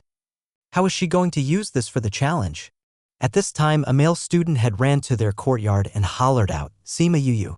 Miss Meng has asked me to remind you that the challenge is starting soon. If you are not going for it, it's best to start packing your things and scram. After saying what he needed to, he turned and left. Although Meng Ting was not afraid of her grandfather, that didn't mean the others felt the same. If they were caught by Sima Yu, their future would be bleak. When Sima Yu heard the message, she sighed and said, Now I don't even have time to polish it. Well, just use what we have then. Although it doesn't look nice, it still fits well in my hands. Little Roar threw her a look of contempt. Any other weapon would be better than that? What do you know? A weapon and a person must resonate. If I simply pick any weapon at a critical juncture, it might just drag me down. She mumbled and sheathed the dagger and continued to argue in defense. Also, for some weapons, in the hands of different people, a different power may be unleashed. She blinked for a moment as she stared at the dagger. For a moment there, she thought it moved on its own. It must have been an illusion. Well, that's what you said the last time as well, but since then, you've still not found a weapon that you're happy with, Little Roar complained. He looked at the dagger with disdain. In her past life, she had never found a suitable weapon, and she was always searching for that one weapon. Now, in her present life, how did she end up with such a dilapidated weapon? Looking at the reality before him, his heart felt cold. Sima Yu saw the expression on Little Roar and felt 3 black lines at the back of her head. What was this expression? Did he despise her weapon or her? And what's with the sullen expression and the feeling of sadness that was welling up within her? Do you want to go back? She asked. No. I want to stay outside and see you trash that white lotus with my own eyes. I've not seen you for such a long time. I don't want to go back. He shook his head vehemently. All right then, let's go. She tucked the dagger safely on her waist belt and carried Little Roar out. As the whole world knows, she couldn't cultivate, she couldn't put the dagger in the interspatial ring now, not yet. When she heard the neighboring door open, Bei Gong Tang glanced out her window and shook her head before she continued reading the book in her hand. Sima Yu stopped in her tracks. She had just stepped out of the courtyard and she heard Wei Ziqi call out from behind. Ziqi, something? Nothing. He shook his head. I'll accompany you to the stage. No matter what the results are, it's better you have someone accompany you there. As they walked towards the stage, It attracted the attention of many as people started pointing at them and talking in hushed tones. I thought he had already been expelled, didn't think that he was hiding amongst the freshmen. Who do you think his grandfather is? If he wants to stay in the academy, all they need is a word from him. Really shameless. This kind of person can only rely on their background. It's too unfair. I heard that Meng Ting challenged him to a fight. If he loses, he will leave the academy and never take a step back. They should quickly let him go. If such people stay on, wouldn't it just tarnish the reputation of our esteemed Imperial Academy? I also heard that if he won, he wanted Meng Ting to avoid him and make a detour if she ever ran into him. He really knows how to dream. I heard Miss Meng's temper isn't very good. This time he provoked her. I wonder how miserable would he be on stage later? That Meng Ting has already achieved reaching the level of a 5th grade spirit warrior at a young age. Although the level isn't very high, it's enough to deal with a waste, yeah.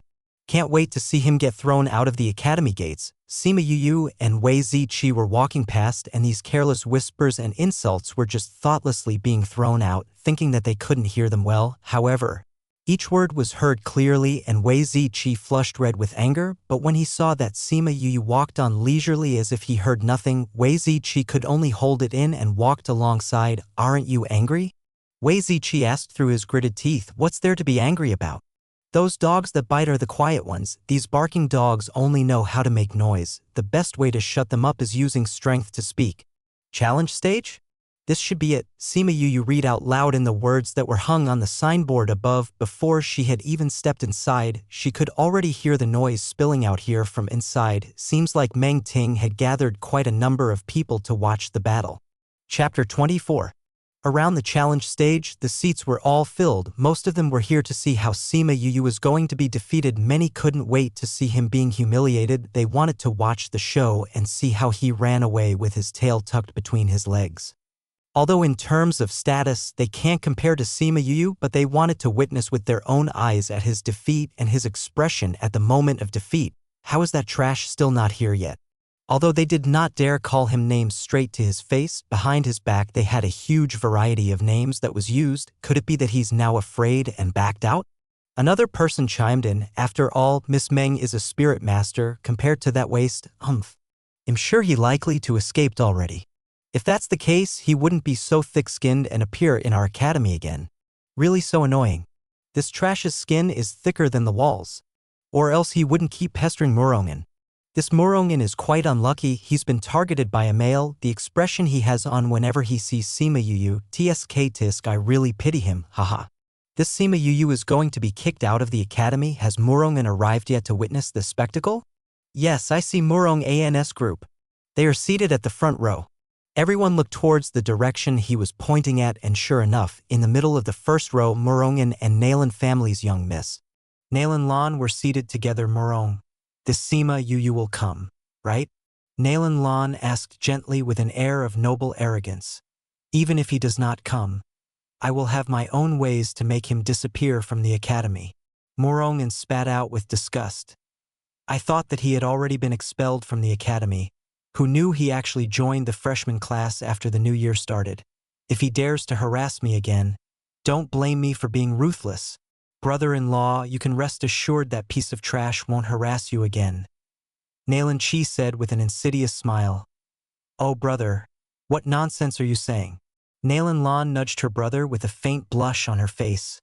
Ha ha ha ha. Why are you still so shy? Since both of you have already established a couple relationship, all that's missing is a wedding in my heart. Murongen is already my brother-in-law. Isn't that so? My brother-in-law? Nalan Chi teased Murongen unabashedly as well. Murongen did not say anything, but he also didn't deny anything. Oh look, that trash finally appeared. Following that outcry, everyone's gaze darted to the entrance and saw Sima Yu strolling in with Wei Ziqi. Standing on stage was Meng Ting, and when she saw Sima Yu enter, she raised her hands and the entire challenge grounds immediately quietened down. You've made me wait so long. I thought that you had escaped already. Meng Ting taunted as she sneered at Sima Yu. How could it be? You've given me such a rare opportunity to make yourself disappear from my sight in the future. How could I miss out on such a good deal? Sima Yu took a look around the arena and saw that it was packed. What a huge crowd. Seems like a lot of them came here, seeing her as a joke. Since you're here already, enough nonsense. Faster. Come up, Meng Ting said impatiently. She couldn't wait to teach that waste a lesson. She had already spent so much time waiting for that piece of trash, and he still had the cheek to be late. "I'll wait for you at the stands," Wei Ziqi said. "There's no need to. I'll finish this real quick. Just wait here for me," Sima Yu replied. "All right then." Wei Ziqi nodded and stood beside the challenge stage and watched her step forward. Meng Ting looked at Sima Yu and with a voice filled with contempt and snickered. "If I were you, to save some face for my family, I'd just directly throw in the towel. Why should I? Because I will beat you up until you admit defeat. Everyone here will witness the general's grandson beaten miserably to a pulp, and the whole general's residence will be put to shame. Your whole family will become a huge joke. Wow, so you are confident that you can defeat me?" Sima Yu raised her eyebrows in a taunt. Meng Ting puffed up her chest and answered, "Of course," her whole self brimming with confidence. Yu. At this time, Sima Yu Lu and Fatty Chu frantically ran in, and when Sima Yu Lu saw that Sima Yu was already standing on the stage, he was struck silly and felt as if his soul had left his body. Yu, what are you doing up there? Quick, come down now." He was shouting at her as he ran in. Yu, come down. Fatty Chu was panting heavily as he gasped for his breath. "Fourth brother, why are you here?" Sima Yu looked at the two figures dashing towards her, guessing that it was most probably Fatty Chu who had called him.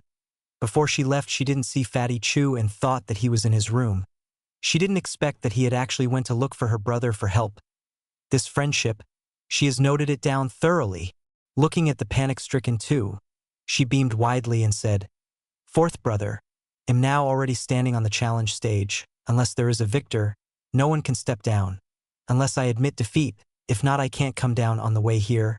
She had already heard about the rules from Wei Ziqi. That Sima Yu Lu wanted to ask Yu to directly throw in the towel.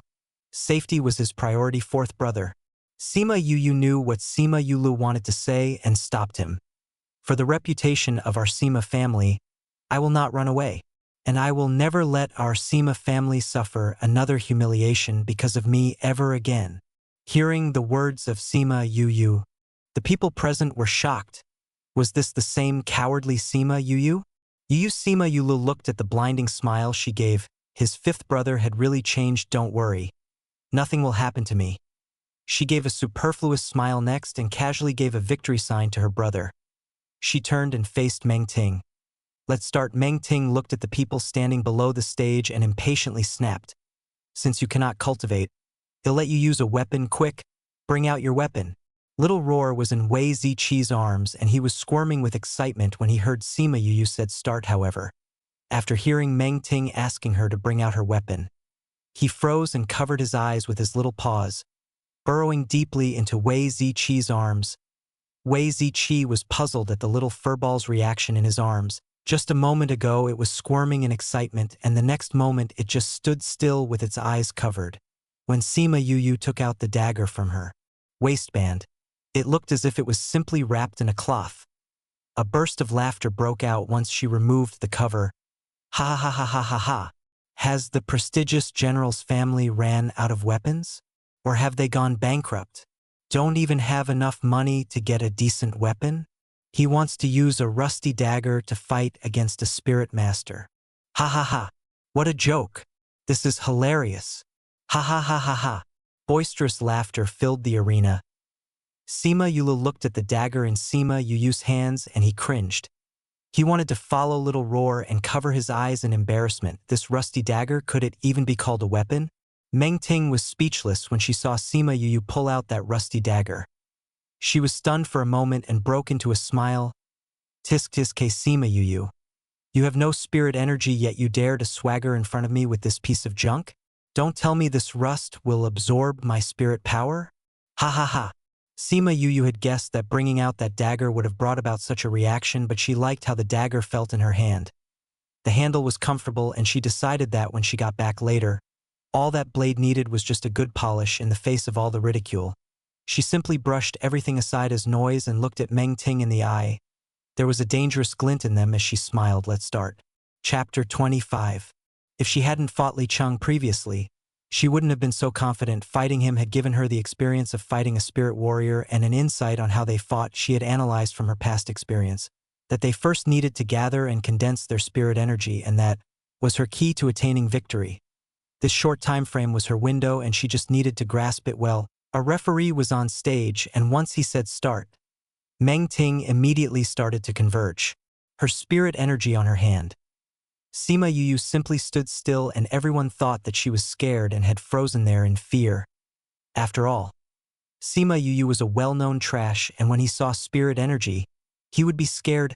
Ugh, why isn't he moving? Fatty Chu cried out in anguish. If he's not going to make a move, Meng Ting would finish condensing all her spirit energy very soon. Wei Ziqi was frowning and baffled at why Sima Yuyu had not moved an inch. Moreover, there wasn't any trace of fear on his face, only a confident smile. Sima Yulu was just standing at the side of the stage, his eyes fixated on Yuyu as he watched on nervously, with his two fists clenched tightly. He was in a stance that showed that was ready to rush to the stage to Sima Yuyu's aid any time. If Sima Yuyu was in a New York real danger, he was ready to rush to her aid. Everyone was anticipating Sima Yuyu to be badly wounded and riddled with injuries. They had on a knowing smile, but very soon, that smile became stiff as their eyes bulged out in shock. When Meng Ting was about to successfully converge the spirit energy, Sima Yuyu suddenly moved, and he dashed towards Meng Ting at an astonishing speed. In just a mere few seconds, he had closed up the gap of more than 10 meters and had appeared behind Meng Ting.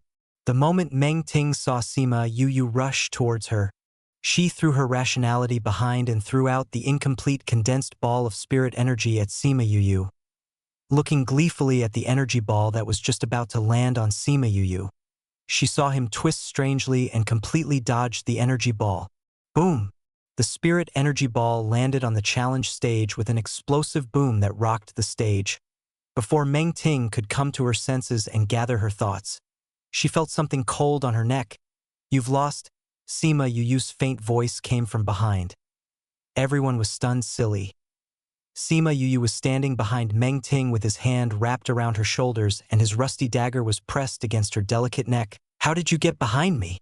Meng Ting asked with shock, her eyes wide with surprise. "By running with my legs." Sima Yuyu replied dismissively, although this dagger is rusty and may be somewhat blunt, but if I use some strength, I think I can still slit your throat with it. Or maybe I can draw a few lines on your face. What do you think?" She lifted the rusty dagger and lightly followed the contours of Meng Ting's face. Meng Ting was scared silly when she felt the cold blade move lightly over her face. "Do not touch my face." "To admit defeat," Meng Ting shouted out with teary eyes, leaving the whole stand of spectators completely shocked once again. Miss Meng actually lost to a waste. How did that trash appear behind Miss Meng? He was just lucky. If it was a proper battle, I'm sure Miss Meng would have definitely defeated him. He won? That waste won this round, so means he is still our classmate. Oh my god! Sima Yuyu let go of Meng Ting and sneered. "Since you've thrown in the towel, means that you have to comply with our agreement. Next time if you see me, you have to make a detour and take a different path. I don't want to see you again. And if you still come and look for trouble." She did not complete her sentence and trailed off at the end, but the meaning behind it was evident. Meng Ting was full of resentment when she looked at Sima Yuyu casually picking up the dagger cover and swaggering off the stage. There was no other way she could go about it. With so many eyes on their match today, if she didn't comply with the agreement, then she would digging her own grave if she still went to look for trouble. One thing about the people of this world was that they all kept to their promises. They absolutely hated and despised people who went back on their words. So honoring the bet was the only thing she could do. So fast? Everything's over? Fatty Chu saw Sima Yuyu stroll down the stage leisurely and was walking over to them. "What do you think?" She laughed when she saw the dumbfounded expression Fatty Chu had on. That foolish look made her reach out and poked his head in amusement. Only when Sima Yuyu saw that Yuyu was completely fine, his heart completely relaxed. Once he relaxed, the suppressed rage erupted from within. How can you easily accept such a challenge? For goodness sake, this is a life and death challenge. What if something happened to you? He roared at her in a thunderous voice as he held her firmly on her shoulders and shook her in anger. Fourth brother. Look at me, I'm fine, aren't I? She leaned towards him and held his hand, her voice in a coaxing tone. She cooed. All right, everything is over, whatever you want to say, well say it when we get back. 'Kay? There's too many people here, humph. You still no shame. He snorted cough cough. Come on, let's head back first. Wei Ziqi interjected as he felt a lot of strange glances fixed on their group. Let's go on the way back. Sima Yulu was nagging non-stop at her. He kept harping on how she should not disregard her own safety. If there was any problems, always look for them and they would help her solve. After hearing the same thing for the upteenth time, Sima Yu looked at him seriously and said, Fourth brother, I have grown up and I cannot always rely on you guys to protect me. You are my family and you have all given me warmth and love. It is my turn to protect all of you. I want to be stronger so that I can protect the people I care about. If I shrank away from such a challenge, it means giving up on myself. Tell me, how can the heart of a coward be strong? Oh ugh, you've really grown up. Sima Yula patted Yu's shoulder helplessly. He couldn't decipher the mixed emotions he was feeling now after hearing these words. Was he happy that she's all grown up? Or sad that she no longer needed their protection? Sima Yu sensed his complex emotions and held his hands and leaned her head on his shoulder, as she gently said, No matter what I've become, I'm always be your baby brother. You are all my brothers and we're forever a family. Sima Yulu patted her head as he smiled, We'll always be together you. Can you guys not be so mushy? This is so nauseating. Fatty Chu rubbed his arms in a shiver in exaggeration. Just now he had heard the touching words and had turned to look at them. However, when he saw them stuck together so closely, he cried out, Don't tell me you are interested even in your own brother? Sima Yu broke away from her brother and kicked Fatty Chu, and she rebutted him harshly. Fatty Chu?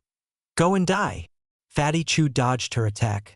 Of course this was possible only because she did not have any intention to really attack him, or else with such skills, he would never be able to escape her clutches. Count yourself lucky that you've managed to dodge in time. Sima Yu touched her stomach and gave a goofy grin. I'm famished. Let's go back and eat. After getting back to their courtyard, Sima Yu prepared a few simple dishes and everyone dined together. After polishing up everything on the table, they all went back. Sima Yu returned to her own room and retrieved a block of whetstone from the spirit pearl, preparing to polish the rust off. Just as she was about to start grinding it, she heard little spirit screaming at her in condemnation. You fool! What are you doing?